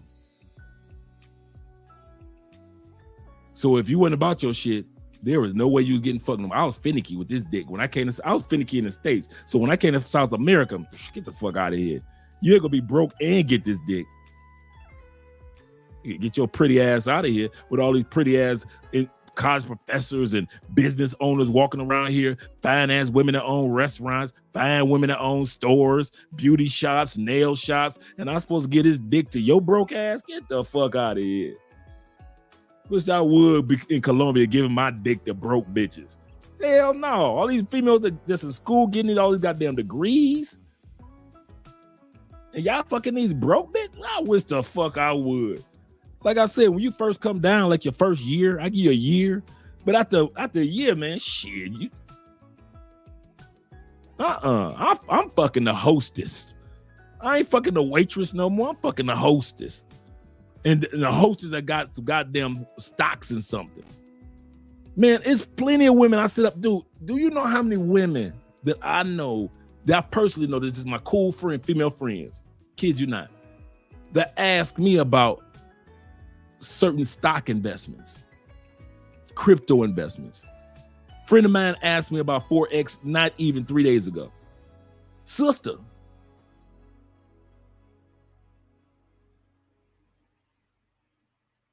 these just friends.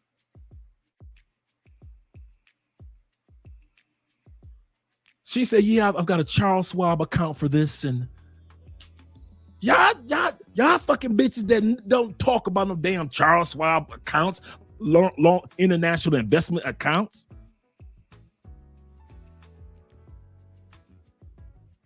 Man, y'all be fucking broke bitches that don't even got a bank account. At least long investment accounts. Man, shit, man. Y'all better step y'all game up. Y'all know I told y'all I'm coming with the truth. You my boy. But I'm coming with the truth, man. Fuck that. No, man, I'm finicky than a motherfucker. If you ain't got nothing going on, get the fuck out of here. You cannot get this dick no more. No more. If I was single, my goddamn t-shirt would say no broke bitches. None. No. Hell no. Get the fuck on. Go holler at Will and the rest of them brothers. Don't be hollering at me. Go beg from Will. No, bitch. No, fuck no. No, I'm too old for that shit. I'm too old, and I know too many women down here that got some shit going on that don't need my money. They need me to be a man. They need me to probably take them on a date. They need for me to make them feel good as a woman. But my money, I fuck with bitches. The last thing that they need from me is my money. They need a gift from me, like a Christmas or a birthday gift, or like a Valentine's Day gift from me, or a vacation. Yes, Andre, you can fly me out somewhere, but to literally need my money? No, I've only fucked with bitches that do not need my money. Fuck that. It's too many. It's too many down here. I swear.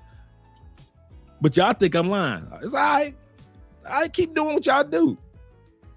Shout out to Victory in the building with the super sticker, $20. I appreciate you, brother.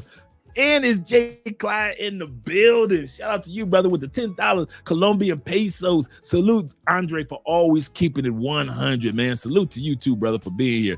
And my man Jimmy with the $5 super chat. He said, thanks for giving, for being blunt. I need that for real, for real. We all do, man. We all do. I don't have all the answers, and I'm not a perfect guy. Like, that's why I always tell the whole story. Because some dudes, Jimmy, they'll tell part of the story, make it seem like their Colombian experience was just so perfect and they didn't make all the mistakes and they didn't move like the rest of us move. That's why I always say, I did it too. That's one of the number one things. I don't know if you guys ever noticed. It's usually certain things I would say, I did it too. We all got scammed by that one chick that had sent the fake photos. Or we'd have been scammed for a few dollars by some chick that said, I need a new cell phone. Or we'd have all been scammed by the chick that have sat back and say, I need money for college tuition, or whatever it is. Knowing that this heifer been with you for 5 days, she ain't picked up one textbook, but we ignore that shit. Well, if you in college and you've been under me for 5 days in this Airbnb, what school you go to? But we ignore that shit. See, we all been there. We all been there. We all have fucked a beautiful bottom feeder. And I'm telling you, it's a lot more women on the other side than all those bottom feeders, man. I bullshit you not. Shout out to you, brother. Oh man, Tevin King, he said, Andre, keep sharing the message to the masses. I'm trying, brother. Shout out to my brother Will in the building with the 199. He said, I'm planting my roots in El Peñon. Oh, man, I like El Peñon. Look it up. I like El Peñon area. I really do. I really do. I know exactly where you are. I got a couple partners in El Peñon area. I can see you in El Peñon. I can see you. That's like zone 5, zone 6 area anyway. Really nice area over there. Yeah, I can see you over there. Shout out to you. Let's go back to the video, guys. Will says, we all know women ask for help. That's all I'm saying. Oh, yeah, that's a given. That's a given. I look at it like this. See, I believe in hypergamy anyway. I'm a hypergamous dude anyway. And since I know I'm like that, you know, as a man should provide, you know, be a provider, a problem solver, and a protector. I believe that man should be all three of those things. So I believe in hypergamy. And so I'm not saying that a man shouldn't do these things, should not expect to be a provider, a problem solver, or a protector. That's a given. To the right woman, you know, but I believe that no matter what you gonna do, you gonna come out of pocket anyway. If you married like me, you coming out of pocket. If you buy pay for play, you coming out of pocket. If you like beautiful bottom feeders, you coming out of pocket. All of us gonna pay in one way or another. so I'm paying all these goddamn expensive ass purses. I'm paying. Shit, everybody pays in one way or another. Shit.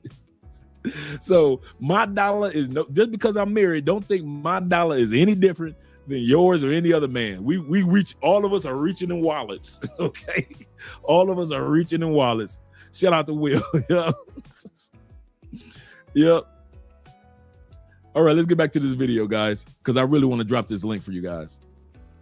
I'm not, you know what? I'm going to shut up, let the video roll.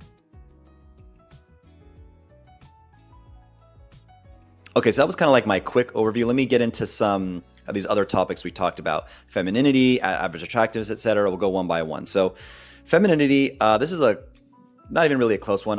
Medellin gets the point here for femininity.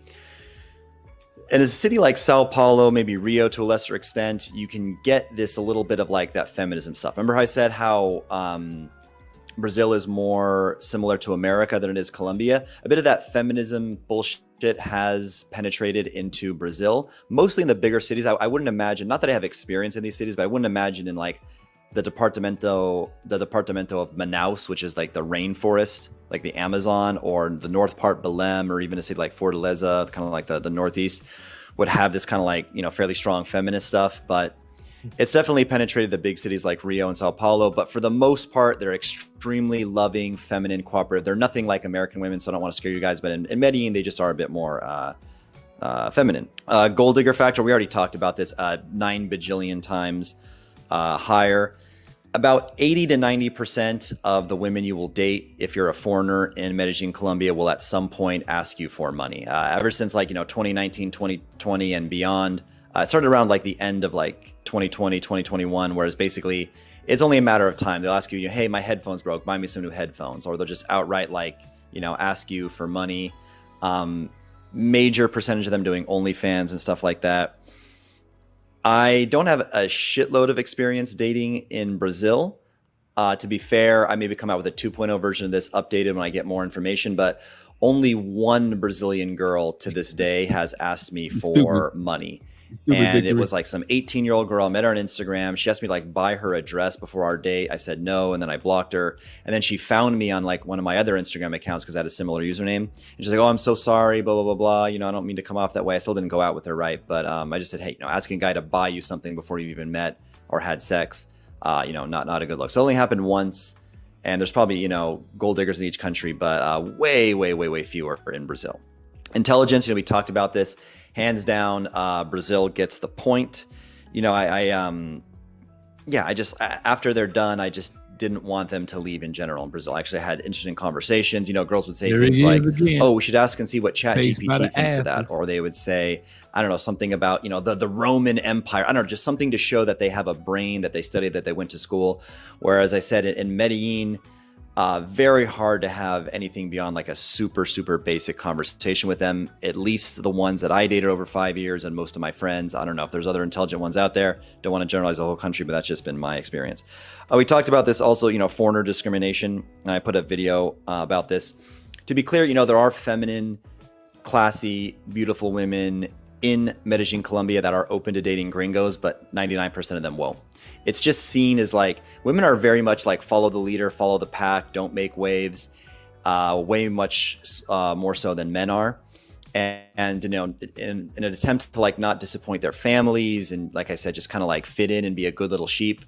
Most of them, you know, if they come from a wealthy, educated family, they just won't mess with a gringo. They'll just kind of like fall in line with that culture there. And we just generally have a bad rap in that city. Whereas in Brazil, you know, there's some like, oh, they might think like, oh, Americans can be arrogant or something like that, right? I'd rather be considered like, oh, this guy's an American, he might be arrogant, than, you know, he's for sure like a sex tourist, he does drugs, you know, no long-term potential with him, etc. So there's way fewer. And, you know, if you have any doubt of this, just get on TikTok in Medellin. You know, TikTok's an app that, you know, localizes based on where you are. Get on Medellin TikTok for a bit and you'll see the anti-gringo videos come around. It's a pretty hot topic. I'm gonna start off by mentioning what bothers me the most, which is these white motherfuckers from the US making videos saying that, oh my God, living in Medellin is so cheap. You should come here. You're literally fucking our economy up. Like you are, you know what I mean?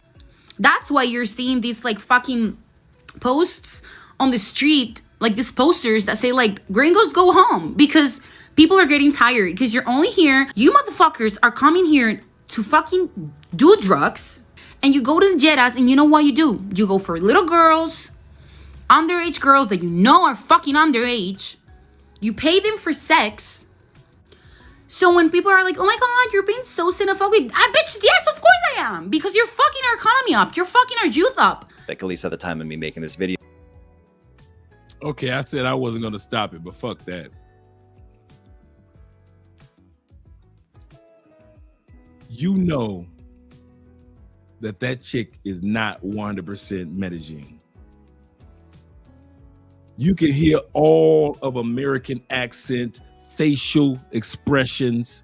See, it's not just about how you talk. It's about the expressions that you know that are just mainly American-ish facial expressions. Especially if she had never said that she was in Medellin or Colombian, you'd have thought that she was just another regular ass Karen running off at the mouth. I'll say this once and I'll say it again. Females like her, if they don't shut up, Colombian men got somebody that's gonna take care of that. Like I said, these people have invested a lot of money in Cartagena as well as Medellin, millions, in many cases billions, in building these apartment complexes, these hotels, and these other things, these other regions, Airbnbs, to have these few little feminists post some pictures across the city saying, go home gringos, and that ain't made nobody go home. All's gonna happen is they gonna come for us. Colombians are not gonna come for us. They're gonna be coming for people like her. You do not mess with people money like that. Have fun with it on TikTok. But the real money makers in Colombia, they are not following her lead. Let's go back to the super chat real quick. Thought I missed. Oh, my man, first in the building. The first trillionaire. That's right. That's what I'm talking about. He said, I'm so glad I found this. I found you, Andre or Dre. He said, I'm 22. Shout out to 22-year-old brothers. He said, studying robotic engineering. Man, when I was 22, man, I wish I was doing something like that. Soon as I graduate, I'm going to head to Colombia to complete my rite of passage. Shout out to you, brother. I ain't mad at you. You're gonna be bringing down, man, like Austin Holloman came down to all these countries, man. I ain't mad at you, brother. And if you need any information, any assistance, man, reach out to your boy. I got your back. I got your back. And I mean that from the bottom of my heart, man. Reach out to me. And thank you for the $4.95 super chat. Also, thanks my man Bolden for the $5 cash app towards the Children's Cancer Foundation. Shout out to you guys. All right. Let's get, I said I was going to stop the video again, but that was just uncalled for. She, man.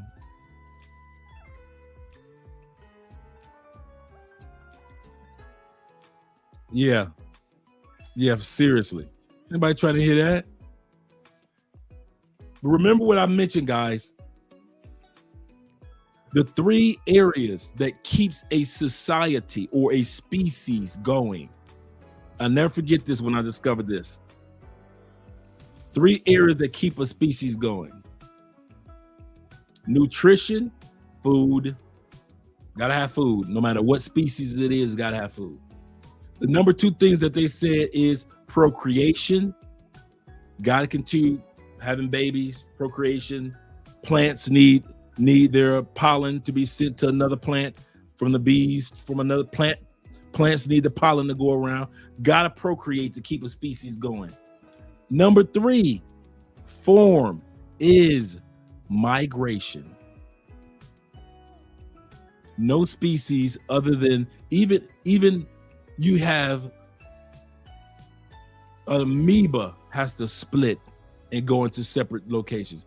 Plants grow into forests. Migration must take place. The wildebeests, the elephant, and as well as humans have always migrated from one location to another location to another location. In order for a species to advance, it must continue in one way or another to migrate. Migration is just as important as nutrition, is just as important as procreation. It has to happen. Just like all the New Yorkers bitched about the changes that took place in Harlem, and now you got the white people jogging down the street. Just like people in Detroit bitching about changes they're making in Detroit. In certain areas, you can't even recognize it as a hood anymore. Now it looks so different. Evolution must take place.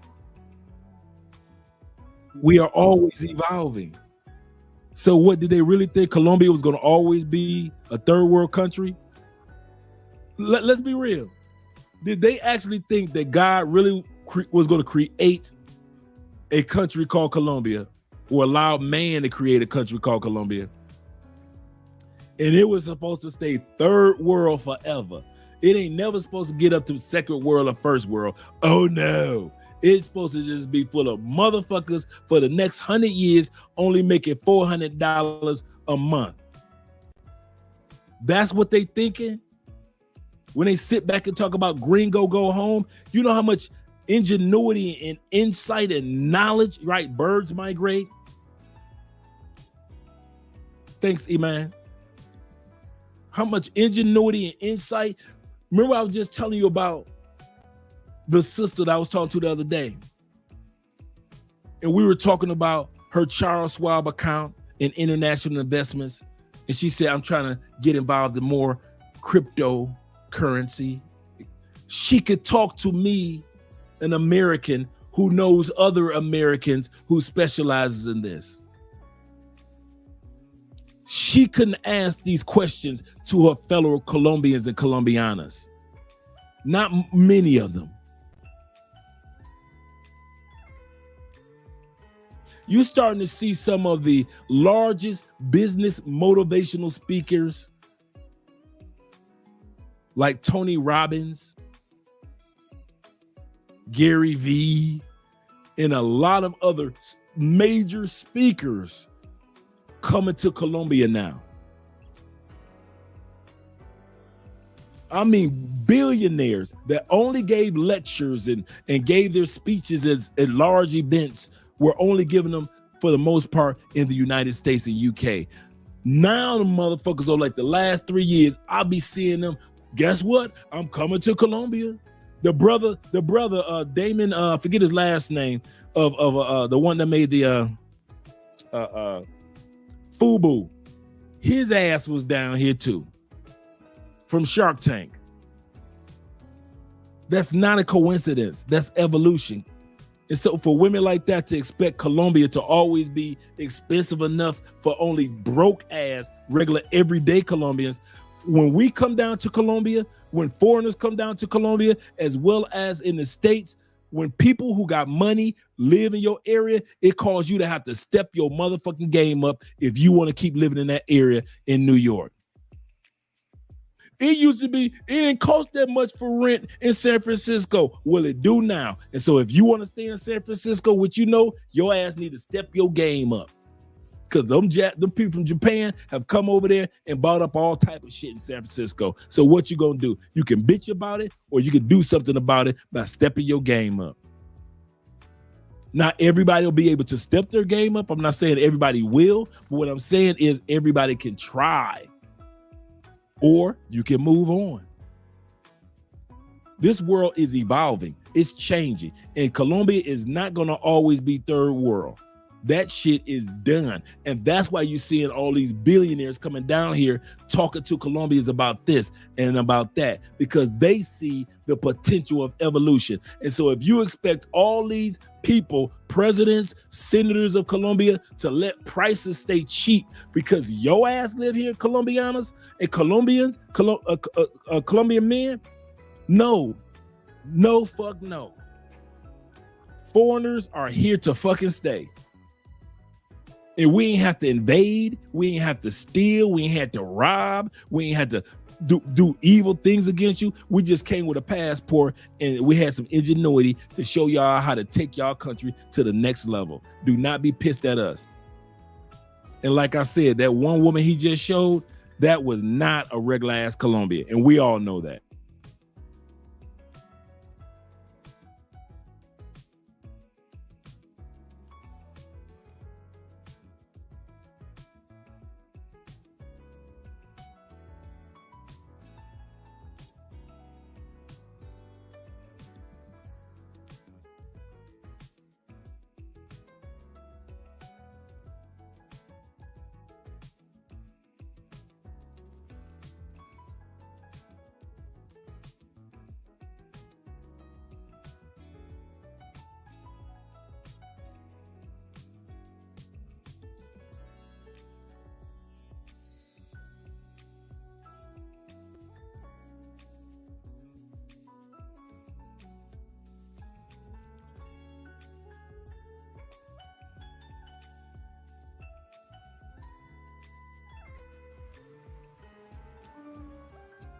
All right, I'm back, guys. Looks like it froze for a second. I'm back. I am officially back. Let me bring the video back up too. Yeah, I saw it froze, gentlemen. Thank you very much. Thank you very much. Thank you very much. The video I'm going to document my personal, and it was like Lamborghini is so already. cheap. You should. potential Okay, with him, here we etc. go. So there's way fewer. And you know, if you have any doubt of this, just get on TikTok and Medellin. You know, TikTok's an app that localizes based on where you are.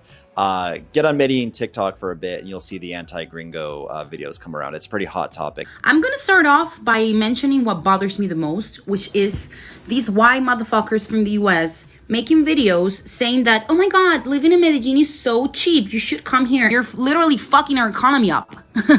Like you are, you know what I mean? That's why you're seeing these like fucking posts on the street, like these posters that say like gringos go home, because people are getting tired because you're only here. You motherfuckers are coming here to fucking do drugs, and you go to the Jettas, and you know what you do? You go for little girls, underage girls that you know are fucking underage. You pay them for sex.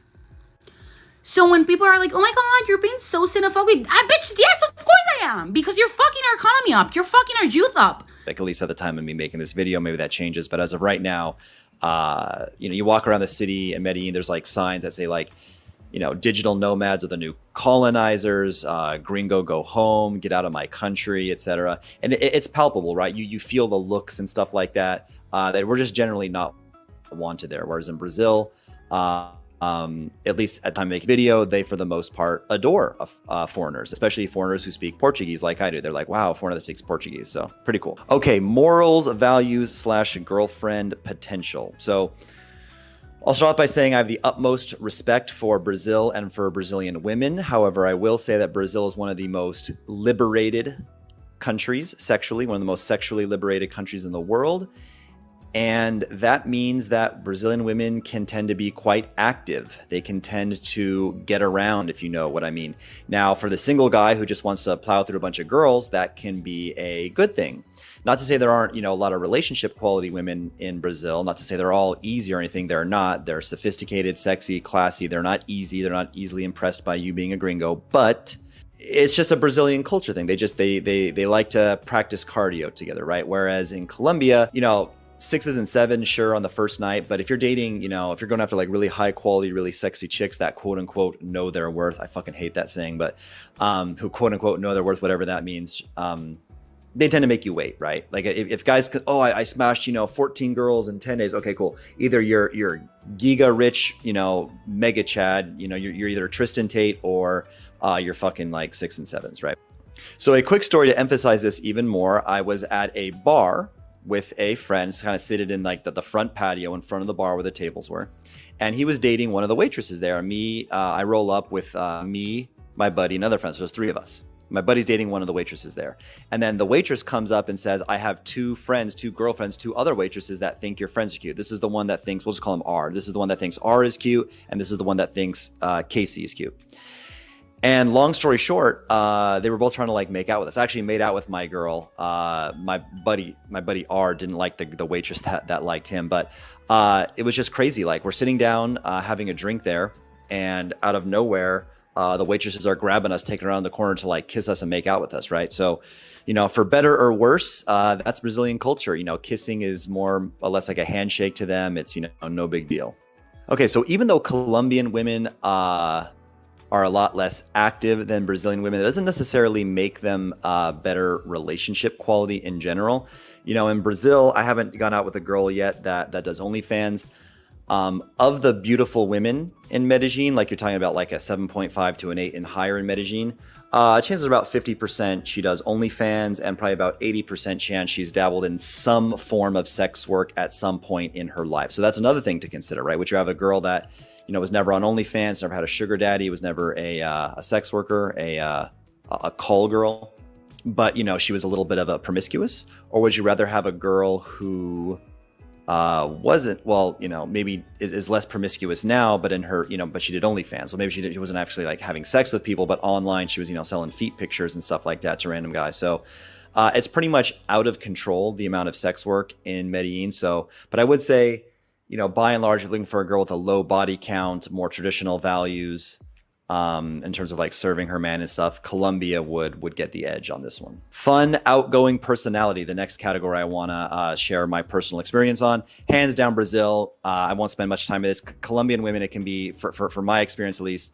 it was sometimes like pulling teeth. Again, I'm talking about more about Medellin women. The women from Bogota would be a lot more sophisticated. But in my experience with the girls I did in Medellin, yeah, it was like pulling teeth. I just could not have an interesting conversation with them. Like I said, they tend to talk in like the same 5 to 7 to 10 sound bites. I know, que pecado. Like they all just say, they have the same expressions. They use the same slang, like que chimba. Like, they just, yeah, they're all just kind of like clones, and it was very hard to have an intellectual conversation with them, and they're just boring. Like I'd be on a date with a girl, and I would say like, hey, can you do any like funny accents? Like, oh, I can do a New Zealand accent, even though I'm from America. Oh, I can talk like this. I'm like, can you do like a Mexican, like orale way? Can you? She's like, no, I can't. You can't do any accents. Can you try? No, I can't. Okay. Let's play 2 truths and a lie. All right, here's my 2. Here's my 3. Guess which one is the lie? Oh, I don't know. I don't want to guess. Okay, well just try. I guess that one's a lie. No, it was this one. All right, now your turn. How do I play? You think of 3 things. 2 is a truth. Oh, I don't want to play this game. It's too much. Too much pressure. I'm like, Okay, you want to go back to my place to have a sip of wine on the balcony? Sure, okay, you know, do my thing and get him out, because it was just like, what else is there to talk about? What else is there to do with them? So hands down, in terms of personality, I give the edge to Brazil. Okay, the last thing I said I was going to mention in this video, this is off the top of my head, I don't have notes on this, but why I believe that Brazil will not get, you know, gringoed out or not, you know, suffer the same fate as Medellin by getting overrun by gringos. Number one, extremely competitive dating market. 99 out of 100 of these sexpat guys will, you know, sex tourist, expat, like an expatriate. Anyway, the guys that come there, they will do horrible in the dating market. They won't get any love. They won't be able to pick up any women. So yeah, number one, very difficult dating market. Number two, a relative lack of attractive women. I talked about this, or maybe I forgot to mention this actually. Shit, something. Oh wow, this is important. I forgot to mention this. The average attractiveness in a city like Medellin is just out of control. The girls that pick up trash on the ground, you know, they work at gas stations. They're like 7.5s. We have an expression in Medellin, even the ugly girls are hot, right? There's just some, you know, weird, crazy genetics going on there where they're just like all beautiful, like practically literally all of them are just gorgeous. Whereas Brazil would kind of be more like, again, I'm talking about Rio and Sao Paulo. I can't speak on other cities, but like a Rio, Sao Paulo type thing. It'd be like being in like Kentucky or Louisiana, whereas, you know, walking around your day to day, you would almost never see like a truly beautiful, attractive woman. And you would have to like go to specialized nightclubs to find them or meet them on Instagram. And again, if you want to know exactly all the women you've seen, you know, on the screen during this video were met on Instagram. And if you want to know step-by-step how I meet these women on Instagram, you know, there's a link in the description of this video where you just click that and I'll send you the video. But you know, average attractiveness, you know, definitely way higher in Medellin, and, you know, it's very, very low in Brazil. Although they do have some of those beautiful women you've ever seen in your life. When you do find them, they can be kind of hidden and hard to find. So that's, you know, another reason why I don't think it'll ever get overrun. Number three, you know, it's far out, you know, difficult to make it to, expensive flight. Number four, it's Portuguese. You know, a lot of these tourists that come to Colombia are guys, you know, they're Mexicans, they're Puerto Ricans, they're Colombians, they already speak Spanish, whereas, you know, very few people, you know, natively speak Portuguese. Let's see what else. Oh, coming up soon, you're going to need a visa to even get there. At the time of making this video, you don't, but supposedly starting January 10th of 2024, all Americans will need a visa to come to Brazil, just like an extra little hiccup, an extra little like annoying thing you got to do. So combine all of those things. Oh, and it's expensive, right? Rio and Sao Paulo at least are fucking expensive. They're not by any means, in most regards, any cheaper than the US. Like obviously they're cheaper than Miami, New York, LA, but like, you know, Cincinnati or Pittsburgh, they're probably about, you know, similarly priced as a city like that. So between all those factors combined, I really don't think Brazil is ever going to get overrun. So there you have it. Again, just one man sharing his personal experience. I don't generalize anything. Your experience may. Okay, enough of him rambling. I just dropped the link for you guys if you want to come up for a few moments and discuss from your perspective. Brazil, he said they got the sexies. He said you just don't see them that often compared to Colombia. He said Brazilian women are more conversational compared to Colombians. When he said he was on a date and he asked a Colombian woman, shout out to Bay Runner. I know, right? Appreciate it. When he asked a Colombian woman on a date, could you do a Mexican accent? How fucking typical is that, man? Like, man, I'd have been like, you know what? Fuck you. In a horse your white ass rode in on. Fuck you. That's some racial shit, man. That's like being on a date with a white girl. You in the States on a date with this hot, fine ass white girl, right? And she tell you, do a black, you're from New York. Can you do an accent of somebody from Atlanta or New Orleans for me? Could you talk country talk like Southern black? What bit? Waiter, check please. Before I choked up this. That's the one thing that they do say. My white brothers that are here, the one thing that they do say about y'all in South America? Y'all so oblivious to how racist y'all fucking are. Y'all already racist enough in the States. I got you on that one. But some of you white boys, y'all some racist motherfuckers. Shout out to my man Jimmy in the building. I got you. But some of you white boys, y'all some racist motherfuckers. Jimmy? Yeah, I'm right here. How you feeling, bro? Oh, hold on. Let me turn on my volume. Okay, can't see you. Can't Oh, my bad. You gonna sit up for us? Can we get some light? Or you gonna be doing this in the dark? What's going on, man? I'm gonna go to my desk. I was laying down in bed watching. We appreciate that. We do the grown man thing. Shout out to my man in the building. I can't hear you. Yeah, I'm going to my desk. 30 minutes. Okay, ma'am. Oh snap! I'm on here. Big Dre, what's going on? All right. Shout out to you, Jimmy. How's that for you? Nothing much, man. Nothing much at all. A lot better, Jim. Looking good. Good deal. All right. Let me make sure I got everybody set. Okay, cool. And if Chopper Pa's still here, I'm gonna drop the link one more time for him as well. Okay, what you guys think of the video? Started with Jimmy. Or player. Come on, player. All I'm gonna say is this: it's what I needed to hear for real. It's really what I needed to hear because I'm actually debating on trying to figure out where I want to move to next. And Colombia has been on my radar, and it's not because everybody going down there. It's more because I want a place that's chill and relax, and I just want to live the rest of my life and chill. So it's not even about becoming a digital nomad. I mean, I would like to, but if I don't, I'm not going to trip about it. So, like I said, I just want somewhere to chill. If I meet somebody, I meet somebody. There is a young lady that I'm talking to, and I'm still trying to figure out if she real or not. But like I said, as time go along, we'll see. It's only been about a week. And okay. We're chit chatting.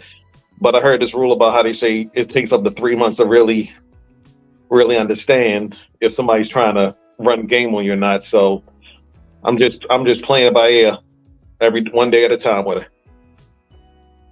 There you go. Did I answer your question? Oh yes, I did. My bad. Yeah, you did. Let me hear from player. Then we'll go to Charles and James, Kings and Dreams last. What do you guys player? What do you think of the video in general? Man, first of all, I appreciate you having me on the panel. It's I mean, I could really go in on the video, but I'm gonna keep it real light and I'm gonna keep it simple. First things first, man. Voices like our voices and voices like people on the panel and people in the chat, our voices get drowned out by the saturation of squares. I'm gonna leave it at that. The dude is talking about Medellin in a way he really don't understand Medellin. When you know Medellin, when you know some of these cities and you hear certain people talk about certain aspects of these cities, they don't know what they're talking about. His the comparison I don't claim that Medellin will never be like Brazil. Brazil will never be like Medellin. Bruh, Medellin is wide open. It's wide open, right? Majority of the guys, when they go traveling to Medellin, they're going to be in that Parque Edes area because they're unwilling or unafraid, or for whatever reason, they don't want to leave that area, right? Once you leave that area, it's wide open. It's wide open. Bogota will always be wide open because people don't like the overcast of the gray clouds. They don't like the cold weather, and they don't like the rain. Bogota will always be wide open.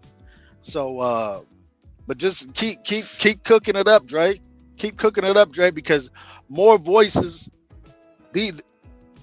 your voice needs to be heard. Our voices need to be heard. People on the panel, people in the chat, there's more of us than people like to think. You know what I mean? And like I say, man, we get drowned out, and we get drowned out because the the travel space, in my opinion, has been saturated by a lot of. It's been saturated by a lot of squares. I'm just gonna leave it at that. Yeah. Yeah, like my man Victory said, my man looking like Richie Cunningham, and from the Andy Griffin show, Ron Howard that came to Colombia, got pissed off and went to Brazil. So he got ran out. Charles, look that way. Charles, let me hear what you have to say, brother. Man, you should have dropped this link like an hour and a half ago, dude. Their rants are too long. Their rants are way too long. I know. Even Andre came in here and said the same thing. I was about to call the Apollo clown to come get you off stage. That's how long it was. I wouldn't blame you. But this dude was renting timeshares down there. It's obvious. He was not on dates. He was renting timeshares. Because a lot of the stuff he said about Brazil is simply not true. For example, I'm going to say that the women in Brazil are a lot more conservative than everyone thinks. Sure they wear all the swimsuits and all the sexy clothes, but don't go there thinking they're easy. That's just one area of one city, like Rio Zona Sul. They do all that stuff, and if you try to find a girl down there, good luck to see if she's a working girl or a regular girl. Facts. So if you want a regular girl in Rio, you're gonna have to go to like Botafogo, Flamengo, fucking Central Lapa area. If you go to Copa, that's like 90% timeshare area. Facts. And Sao Paulo is different from Rio as far as the culture is concerned. It's more like New York City. It's more business oriented. It's more like different neighborhoods, different groups of people. You guys right about the Portuguese language. That's going to be a huge barrier, as well as the visas coming up in a couple months. But those are just small hurdles if you're willing to like jump them. It's not that hard. Let me ask you about the visa. Do you guys think it was going to impact, before we come to James, do you think it's going to impact travel, any guys travel, or is it just going to be, for example, Colombia has the checkmate form. When you come in here, you fill out the form. It's real simple.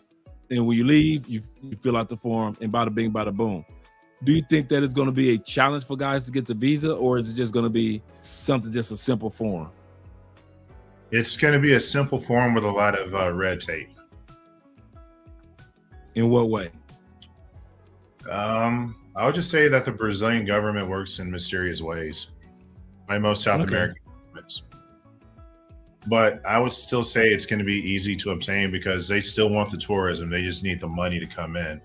Because the way that President Lula had it figured out in his infinite wisdom was that during the years of 2020 through 2022, when the visa reform lifted, he looked at all the stats and see who was coming, who was not coming to Brazil. But what little did he realize that a lot of these places were still shut off from coming in and nobody was really traveling. He ignored that and said, you know what, I'm bringing the visas back. So he's just trying to recoup all that money that he lost in those travel years. Oh, okay. I see what you're saying. But if you really want something, you're gonna get it no matter what. So the only thing I would see happening is carnivals in February, so they may push it back a couple months. Other than that, I think it's going to be. True. That's a good point. Yeah, but we'll see. I mean, that's a real good point. I got to get my application started. I'm just waiting to see when I can get that going. Are they going to have it set up to where you have to apply in advance? That much, I'm not sure. I would imagine so. I'm just checking the consulate website and seeing. I've already emailed my local consulate office in Houston, and so far they haven't really gotten back because I don't think they really know 100%. Because it was really supposed to start a month or so ago, but it hasn't. All right, we're gonna go to Kings and Dreams, and they're gonna anchor with Chopper Pa coming through in the building. Shout out to you, Jay. What do you think about what he had to say about Medellin women? Well, first of all, what's going on, Big Brother Dre? Thank you for having me on. Salute to the panel. My man Chapapa, Charles, I know you both, you know what I mean? So salute to y'all. So I guess me being a Medi head, I think that this guy is full of it, right? And so what I was saying in the chat is, so this guy actually rolls with Fresh and Fit. And we know how they get. And yeah, there was a time where I think all of us watched him at one point or whatever, and things just kind of got out of hand. But the thing is, what I will say is that, like, you can tell that he doesn't really have himself immersed in there when it comes to Medellin.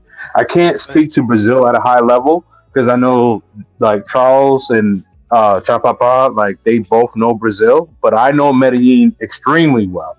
Obviously, I have an apartment there.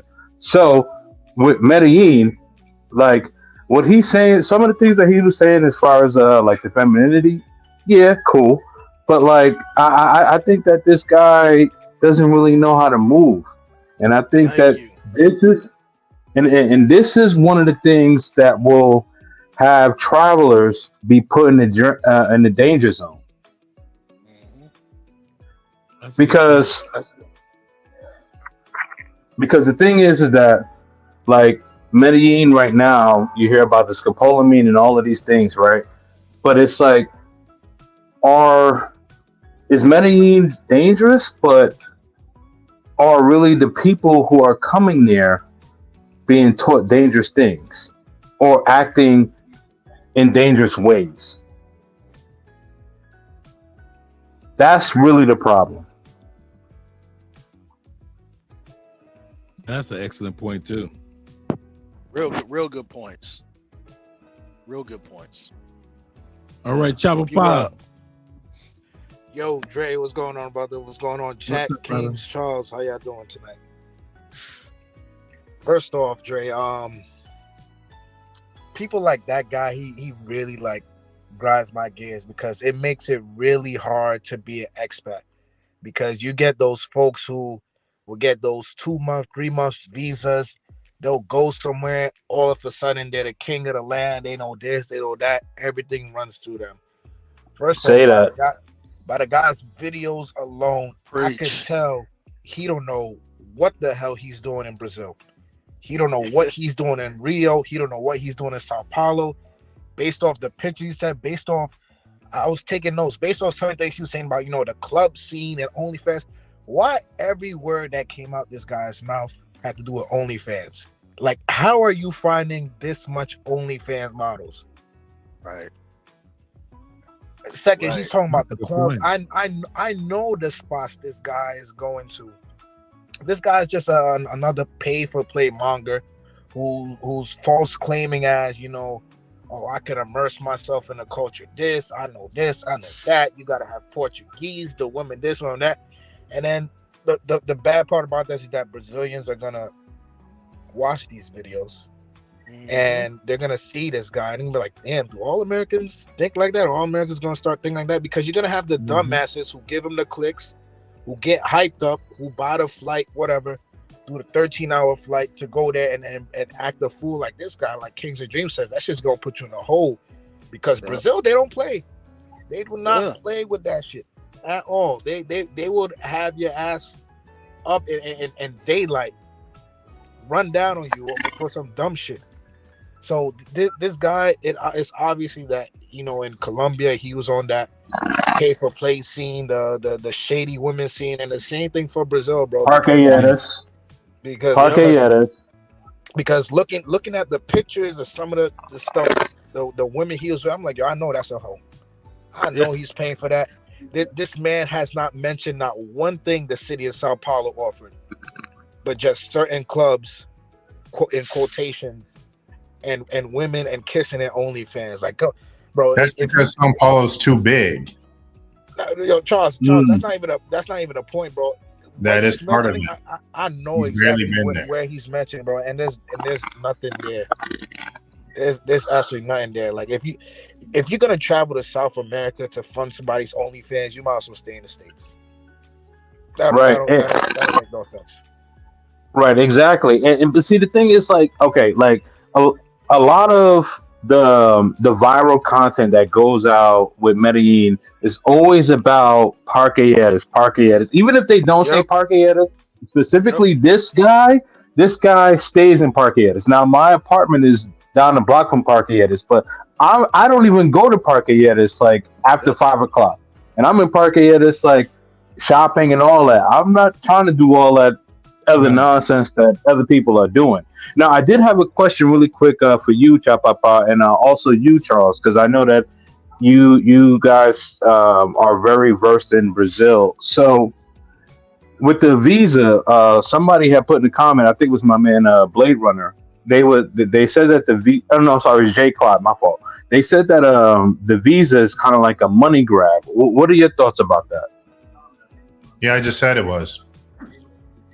Oh, okay, my fault. I might have missed that one. No worries. Yeah, You gotta remember from 2020 to it's a money grab, and to the countries they're doing it to, it's kind of like a fuck you, because the United States makes it so hard for Brazilians to visit, and Brazilians don't even want to like sneak into the U.S. to live there. Most of the Brazilians just want to go to Disney World or go to New York and just take a picture. So the United States is like one of them bougie bitches you see in the club, like, hey, miss, you dropped your wallet, and then they don't even turn around and pay attention with you. Or like, fuck it, all right, I'm gonna run the bill up. Thank you for the drinks. That's how United States is acting when it comes to letting people in. So Brazil's like, okay, two could play this game, and that's fine too, because to me, I'm like, yo, whatever would deter the wrong travelers to coming down, because that's someplace I call my home, man. This guy is putting out the wrong message, and you're gonna have those dumbasses. The same thing happened in Sosua, Dre. Same thing happened in DR.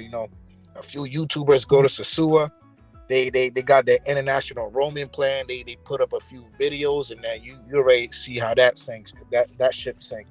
So for me, for the visa, I don't mind it. Stuff like that don't faze me, because I have my residency visa. But if it's a cash grab, so be it. But whatever would deter people like that from coming, because if you mention cheeks, men are willing to fly 20 hours, whatever, for just the thought of like. That's a fact. That's a fact. You got men sitting in the middle row in an aisle seat by the bathroom on a 20-hour flight to Thailand or wherever they going, just for some sitting in them tight ass seats, B. Trying to fly on Spirit. Yeah. Hey, yo, Dre. I wanted to touch on something that you had touched on in your dialogue. Is when he was talking about women in Medellin, women in Colombia. They're not educated. They're not this. They're not that. He clearly, you made a good point when you mentioned strategic. That right there, Dre, was delicious. Strategic. And a lot of guys aren't strategic, and they're not leveling up with the women. I never think about getting drugged, getting robbed. That could happen to anybody, but that never crosses my mind. Getting kidnapped, that never crosses my mind, because when you level up like everybody else, Dre, when you first go to Colombia, hey man, you just out there running wild, you doing your thing. But I think there's people, we just have the level up in us. The level up is just in you, right? It's like if you standing on the corner selling nickels and dimes, homie, I'm not gonna be out here for no 3, 4, 5 years. Right? I'm gonna stack my paper up, and eventually I'm gonna cop me a whole thing. Right? There we go. So that level up is that level up is naturally in you. So when you begin to travel and you start seeing the bigger picture, because the more you travel, you should be growing in your travels, right? Your experiences you should mature in your travels. And so when that happens, you get that aha moment that you speak about. Like, man, forget these broke bitches, man. Where the females that got their shit together? Where can I Right. get the females that got their shit together? And not every dude that's traveling has that in them. That's just something that you got to naturally have in you.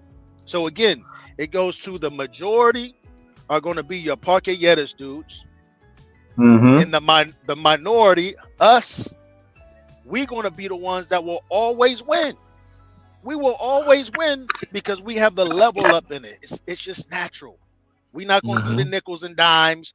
We're going, hey, if I'm going to stand on this corner, I'm going to stand on this corner. But guess what? I'm going to go get me a job too. And I'm going to put that money together with my corner money. And hey, y'all, in 6 months, I'm going to cop a whole thing. Right? So it's that level up that's in us. Right. Really quick, Drake. Oh, sorry. Really quick. I just kind of wanted to piggyback off of something that you had said, but it was also something that Dre had mentioned earlier, where like people would watch, whether it be Kevin Samuels, Lead Attorney, or whatever the case is, and laugh at it like, oh yeah, these modern women, blah blah blah. But then they go to these countries and then they mess with the modern woman in these countries.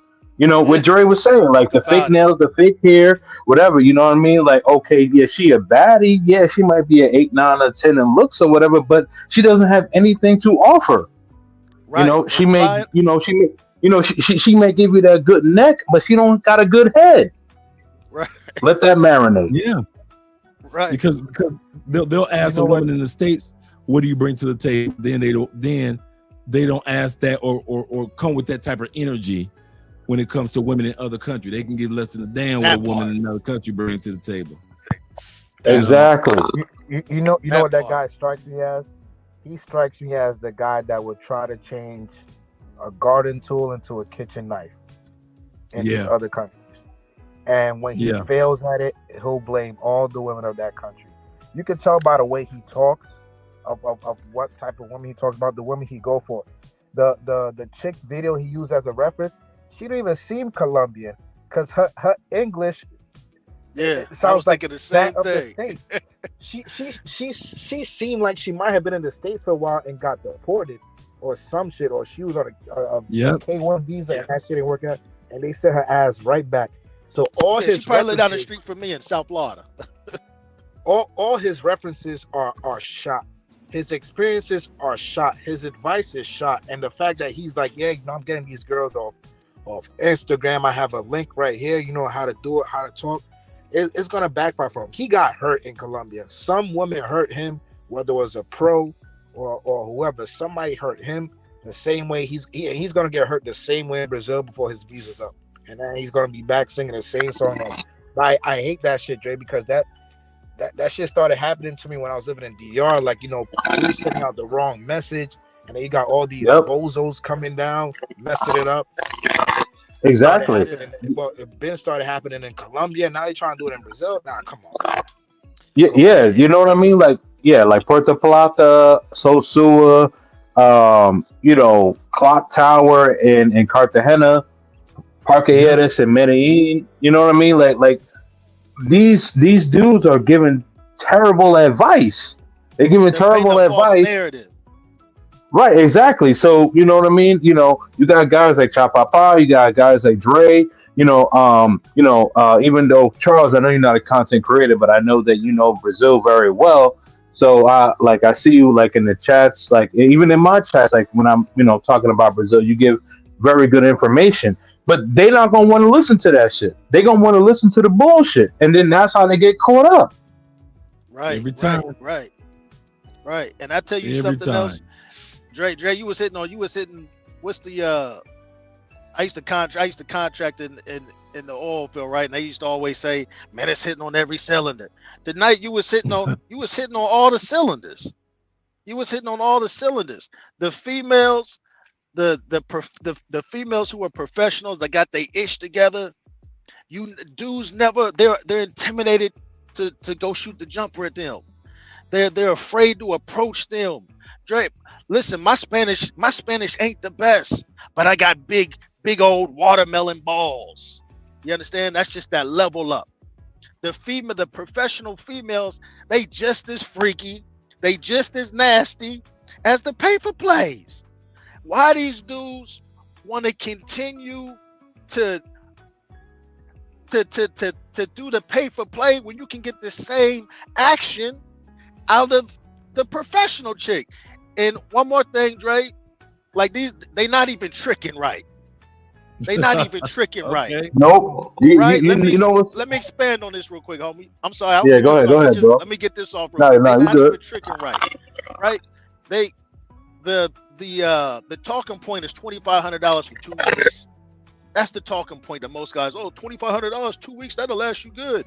That $2,500, that's your vacation money. Now you need tricking money, right? So these guys, they're not even tricking right? And your tricking money I don't know what your hormones is like, right? But if you a dude that need to knock something down 3 times a day, right? You got a 3 times a day tricking budget. Right, so these dudes ain't even tricking right? But again, the same action that you get from these pay for plays, you can get from the professional woman. When you see these dudes taking chicks, oh yeah, man. I remember one of my homeboys, he had flew a chick in. She was there for like 2 weeks. I'm like, damn, bro, when's she going back? Oh no, she gonna be down here for about a month. I'm like, bruh, they ain't. But he swore up and down, she a regular chick. I'm like, bruh, ain't no female in Colombia that got a career, that got real responsibilities. She can't take off no 2 weeks. A chick with a real career, a chick with responsibilities, she can't take off work no 2 weeks. Ain't happening unless she done been there for. You wanna know what? I'm gonna say ain't happening. I done took a chick out to Cancun. A quick 4 day. And man, she had to beg to get them days off. Man.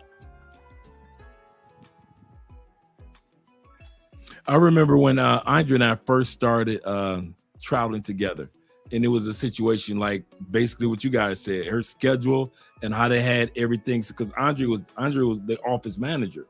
And so even more, she couldn't just up and go. Right. And so we had to like schedule, our first few trips kind of around her work schedule.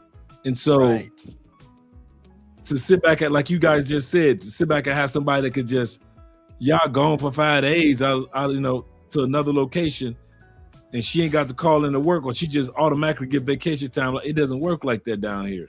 It don't work like that.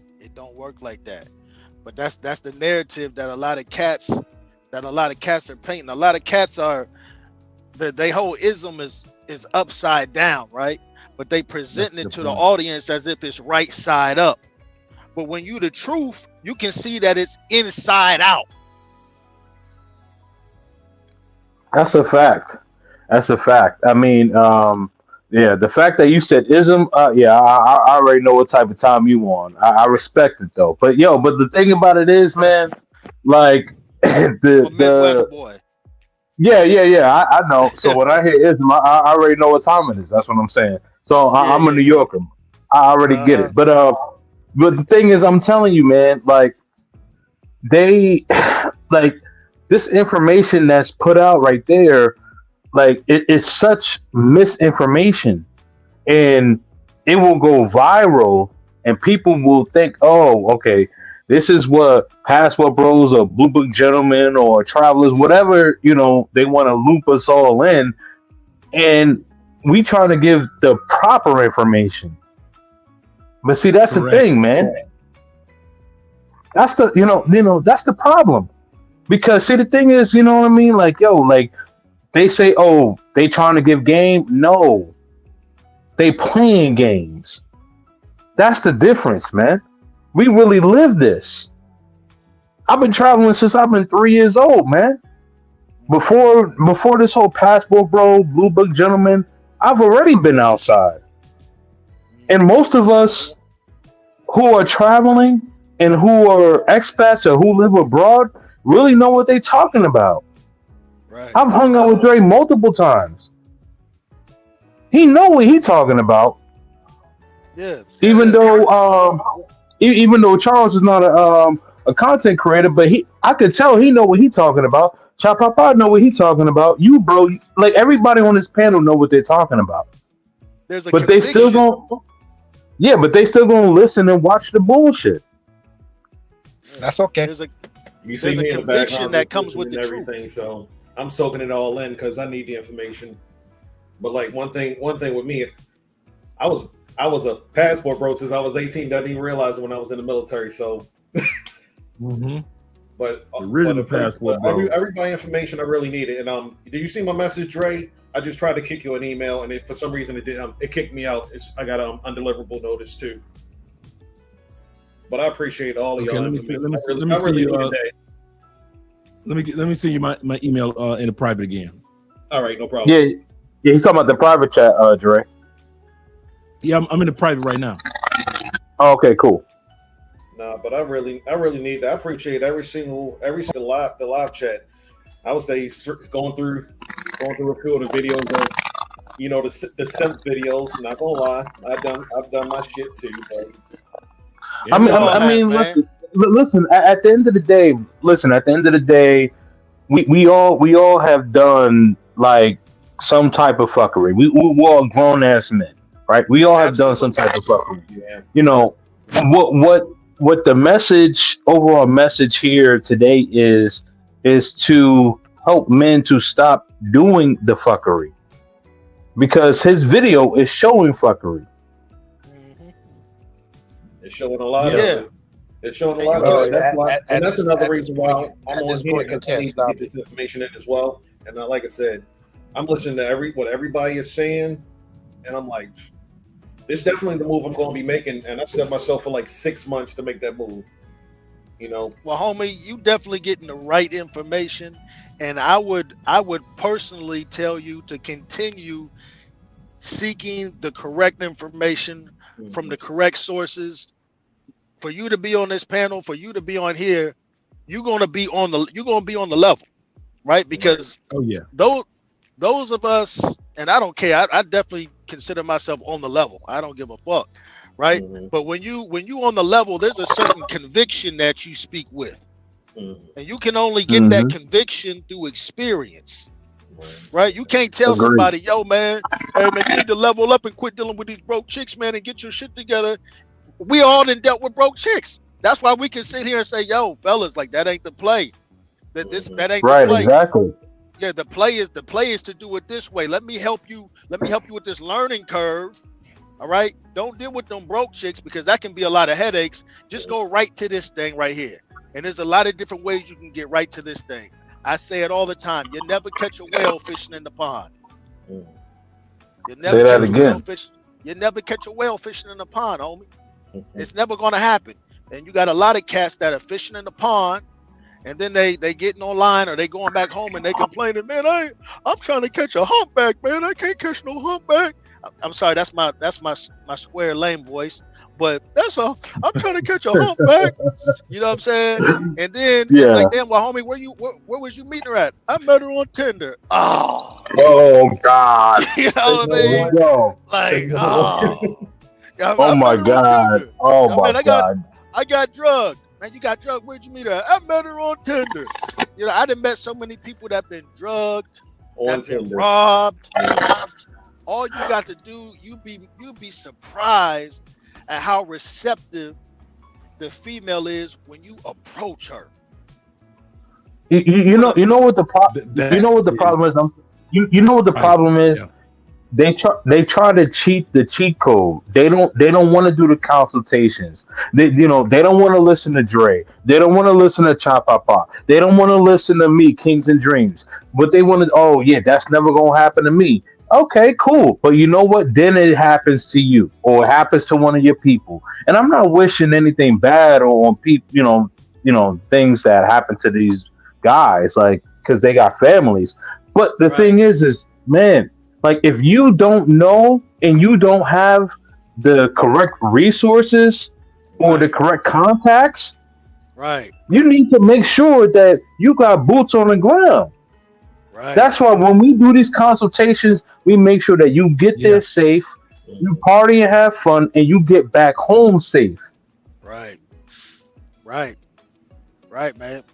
And if you're gonna trick, homie, we've been there, done that too. We can show you how to do that the right way.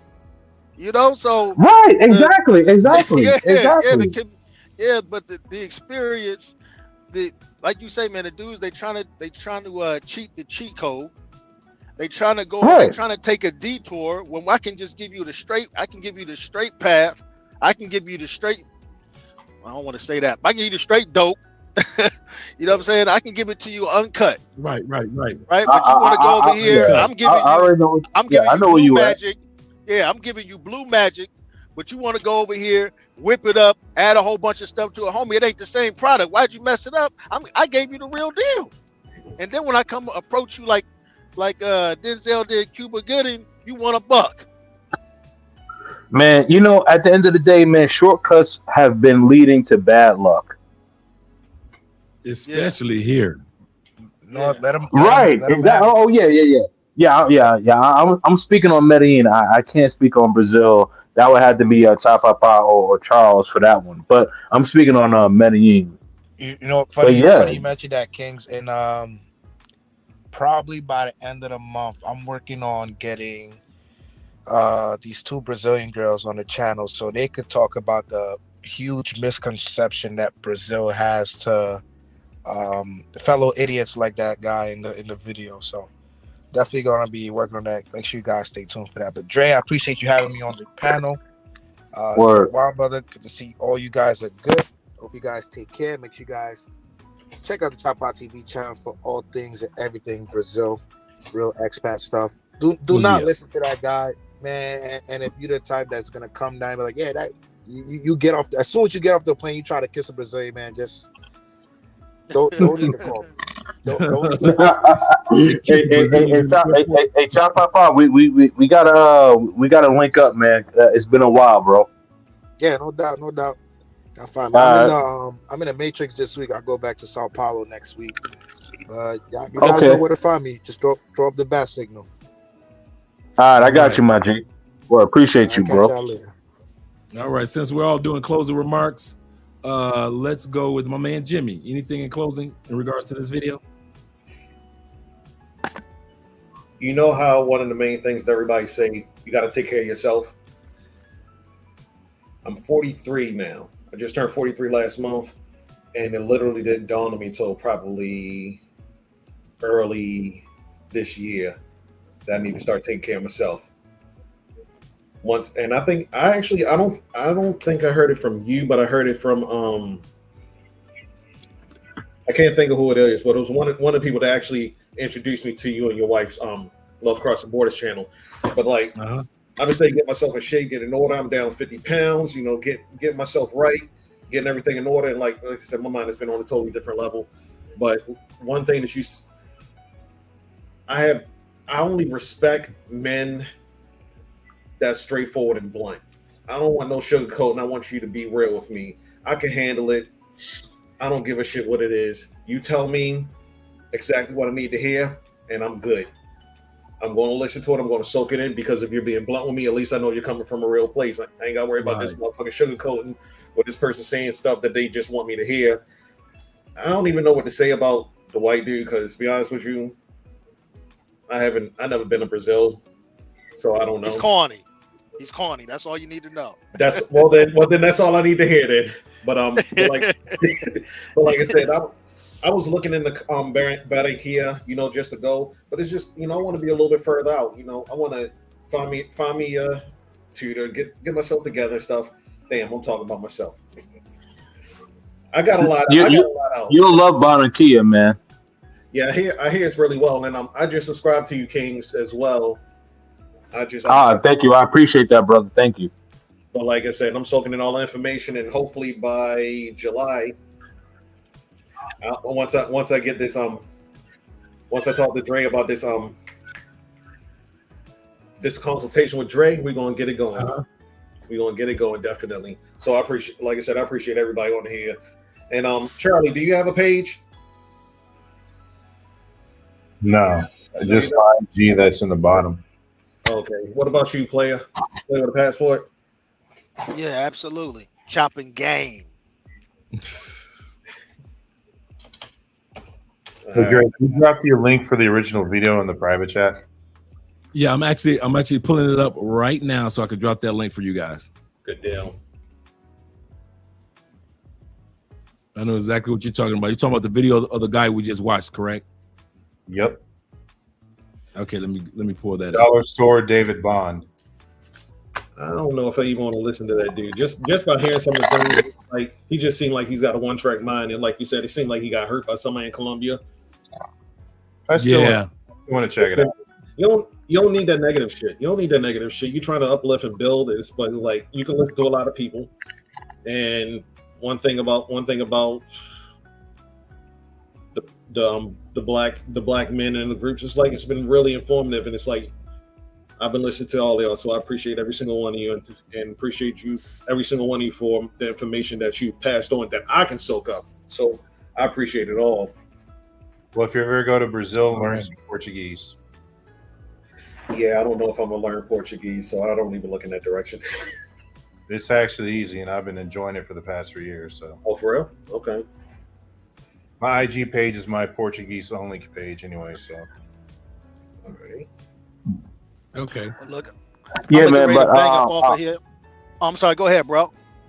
oh no, I was just gonna say something to Jimmy. I'm glad that you're getting a consultation from Dre. Like for me, and Dre can attest to this. Like we don't care if you get a consultation, whether it be from him or me or Chop Up or whoever. Like just as long as you are getting the proper information from the proper people, because again, we want to make sure that you guys get to your destination safe, get back safe, and also if you guys want to purchase property and you guys want to become expats and things like that, these are things that we can help you out with, because people just come there like, oh yeah, man, I'm sitting on 300 racks or whatever, and I'm just gonna come down there and I'm the man. Like, okay, you may be the man, but what ends up happening, you don't have a plan. You need to have a plan when you are going to these countries. I just want to. I'm about to sign up off of here, but I just want to. I like what Ronald said. Ronald said before in closing, before I let the next person speak. Ronald said, "Not everyone needs your consultation. Many others who have been to Colombia, whether in the military or just on vacation, you're not the first to have lived in Colombia. Learn how to spell weather first." Yeah, that's true. There are 3 weathers, so you may want to make sure that you are using the term correctly. But neither here nor there. You don't have to take a consultation. Actually, I put the consultation price so most dudes that aren't serious, who are Pookies and Ray Rays, don't do the consultation. So if you're doing a consultation, you're extremely serious with me because I'm being serious with your time. Also, there are a lot of military dudes. Most guys who I do consultation with, Ronald, military dudes. I'm a vet. Military dudes that have already been here, because there are a lot of things that I know about, from the apps to the areas that you don't know about. See, Ronald's the type of dude, he'll come down to Cali and have his happy ass on the south side of Cali, mad than a motherfucker. Because I'm military and I don't need no advice. He all the way over there, and then he trying to call us on this side of the city. What y'all up to? Nigga, ain't nobody coming all the way to the south side of Cali to pick your ass up, but he know everything. Right. Just like going to Medellin, he think he would know. So I don't need to call. I don't need no consultation from Kings and Dreams, because I got partners that's been there plenty of times. But your partners ain't tell you about the fucked up moments that they had in that area, because nobody's gonna go home and tell you about the fucked up parts that they had. And so you got to do the consultations. We set up the consultations in all sincerity, and I'm glad that we got over 80-something people here to hear this. We purposely set the consultations up for not everybody to get them. If you get a consultation, it's because you really wanted as much in-depth information. There's a brother that just landed 2 hours ago we did a consultation with. I helped him to make sure that he got an Airbnb not even 4 blocks from here. Really nice. So anything that he needs, he got over 30 brothers from the States that are in this area. But you don't need that, Ronald. because you'll have your happy ass on the south side by yourself, and then looking crazy in the face because you didn't get a consultation. So hey, Dre, I thought that you was gonna tell them about the east side, but it's all right. oh no, I ain't gonna do. You know what? I wouldn't even do that to him because to have him go to the east side of Cali, that would really be an insult. But I think that Ron probably picked a nice area on the south side and think that he's on a good side. And it took him an hour and a half to get from the airport, but on this side of the city, it's 20 to 30-minute ride. He wouldn't know that because he wouldn't get a consultation. He wouldn't know that he could go to the Rappi app and not just order food, but be able to order cash. But ain't nobody show him to be able to order cash, so he'll be going to the ATM at night trying to get cash instead of knowing that it can be delivered to your front door. But you don't need no consultation. You don't need to know where the medical doctors are. You don't need travel insurance. You got this, Mr. Military. So go ahead. You build one home, build another home. All I'm gonna say is this. Build another home. It doesn't matter. But look, it doesn't matter. Yeah, that brother, that really wasn't an insult. There wasn't a shame. It didn't make me feel bad. We purposely set the consultations up so not everybody can get them. We keep them out of hands of. We keep these consultations out of the hands of the Pookies and Ray Ray. But it doesn't matter. It doesn't matter where the hell you are. You could be over here. Like I know you show a lot of love to the Tampa Bay. I moved here from Baltimore, as you see.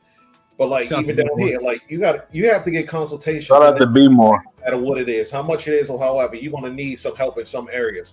To be honest with you, I need the help in those areas, and I don't give a damn what anybody got to say. I'm still gonna go my route, and I'm still going to do the consultation because I want those connections. I want those connections. Yep. We want that connection on the Bitcoin as well, and if you catch my drift too, so we're gonna work that out too. I mean, because you got like Joey and Los that are excellent at that. Oh, I seen the one. What was it? A few days ago? Or was it last week? With last week. Because I subscribed to them too. So yeah, all this stuff. Like I said, I'm soaking it in, and it's like this is what I need to hear. This is what I need to hear. This is what I need to surround myself around. I'm not turning back now. The hell with it. I'm not turning back now. Hey, Jimmy Jim. But before you drop off, because I know you said you have to go. But can I tell everybody on the panel and everybody right now, Andre is one of my best friends, my big brother, my mentor. I am doing a consultation with him, and I have been traveling before him. We're doing a consultation in reference to my YouTube channel. However, the thing is that there's always more to learn. Men, we need to humble ourselves. Don't think that you know everything. You don't know everything. Because the thing is that there's so much knowledge that needs to be passed around. Oh, I don't need this and I don't need that. But shortcuts have lead to shortcuts. Let that marinate, because if y'all know the story about the brother who passed away in Poblado, y'all understand what I mean by shortcuts lead to shortcuts. Hey, listen, man, I'm getting ready to bang out of here. I appreciate you guys having me on the panel. Well, it looks like we're all about to go. Yeah, appreciate you letting me on the panel, man. And this was some real live game chopping that people need to hear. These voices, our voices don't need to be the minority voices. We should be the majority voices. Yeah. And I think that there needs to be some kind of way to get this kind of talk needs to become the majority. Really chopping game on this travel stuff, man. Really chopping game on it and really giving people the real. And for me, it's refreshing when I hear this kind of talk, because when you thinking like this, I started my channel because me and my homeboys would be in Bogota or in Medellin, and this would be our conversations. The conversations we're having right now, these will be our conversations. And so I'm a submarine. I'm not an aircraft carrier, right? I play the shadows. I'm in the cut always. Everybody, you got a lot of people, they're the they got the F-18s. Everybody see the aircraft carrier. Oh my God, look at that quadruphones. I'm a submarine when I'm shaking and moving. I'm a straight submarine.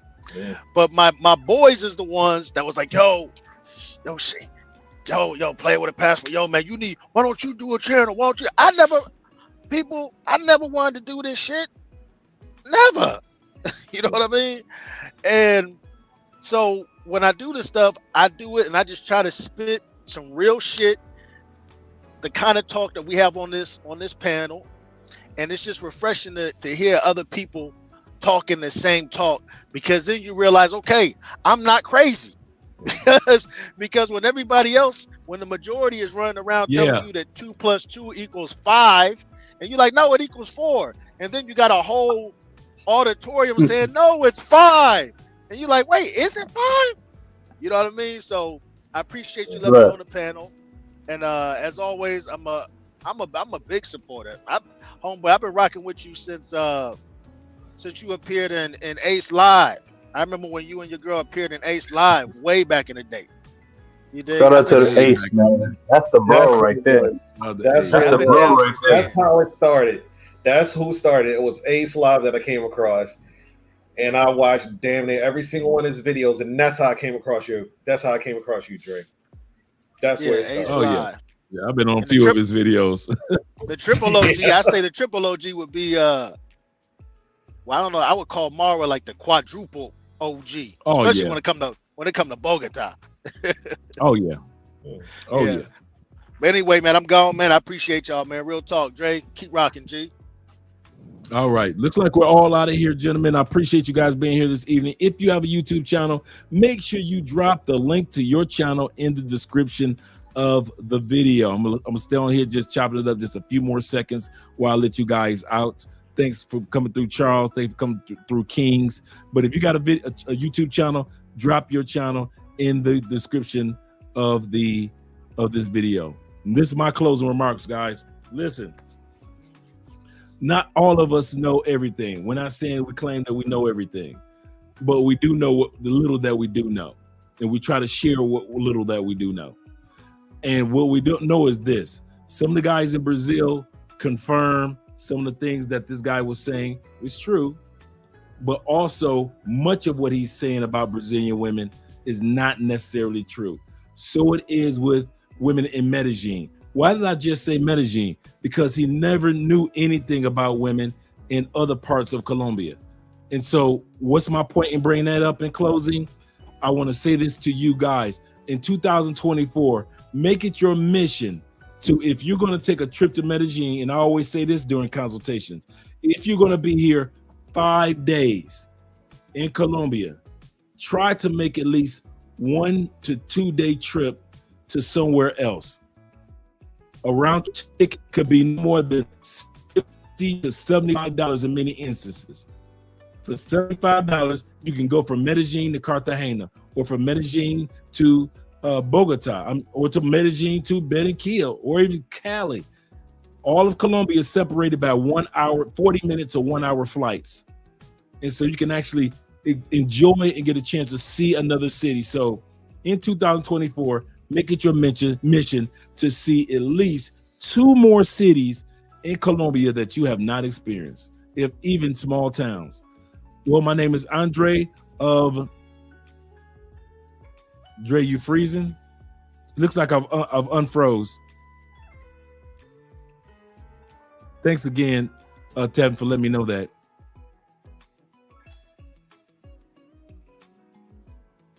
Yeah. Shout out to all the vets, definitely all of those that have served, all of those that are still serving, all of those that, all the loved ones, all the veterans that we lost. Shout out to all of them. As well as my man, the International Quiet Storm. Thank you very much for letting me know that I'm back. But yeah, definitely, guys, take advantage in 2024. Go to at least 2 to 3 more cities that you have not seen in Colombia. Just give those cities 2 days or 1 day or whatever it may be. And like I said, most of Colombia, you can get a round trip ticket from whatever you're going to between 50 to 75 bucks. And you can actually really enjoy that 40-minute flight getting there and Once you get there, you'll get a chance to see and experience a part of Colombia that you have not experienced, because all 5 regions of Colombia are completely different from the others. So I'll talk to you later. I'm going to sleep. Next time you guys will see me, I will be in Madrid. So next live stream will be live from Spain, guys. Talk to you later. Once again, this is Andre from Andre and Andres Love Crossing Borders. Time to get some rest. We got an overnight flight tomorrow. All right. Shout out to you. He said, I'm in Kenya now with family. Shout out to you, brother. Mr. Will Page is in the building representing Kenya. I appreciate that, brother. Safe travels. Yes, sir. Thank you very much, Black Nubian. I look forward to being in Europe. And I got consultations, and I joined a Patreon of a brother in Europe that was giving some great advice. So I joined his Patreon, and I pay for a consultation. So just in case you guys wonder if I use consultations, hell yeah, I ain't about to go to Europe and pretend like I know everywhere. Oh yeah, I ain't crazy. I'm out of here, guys. Talk to you later.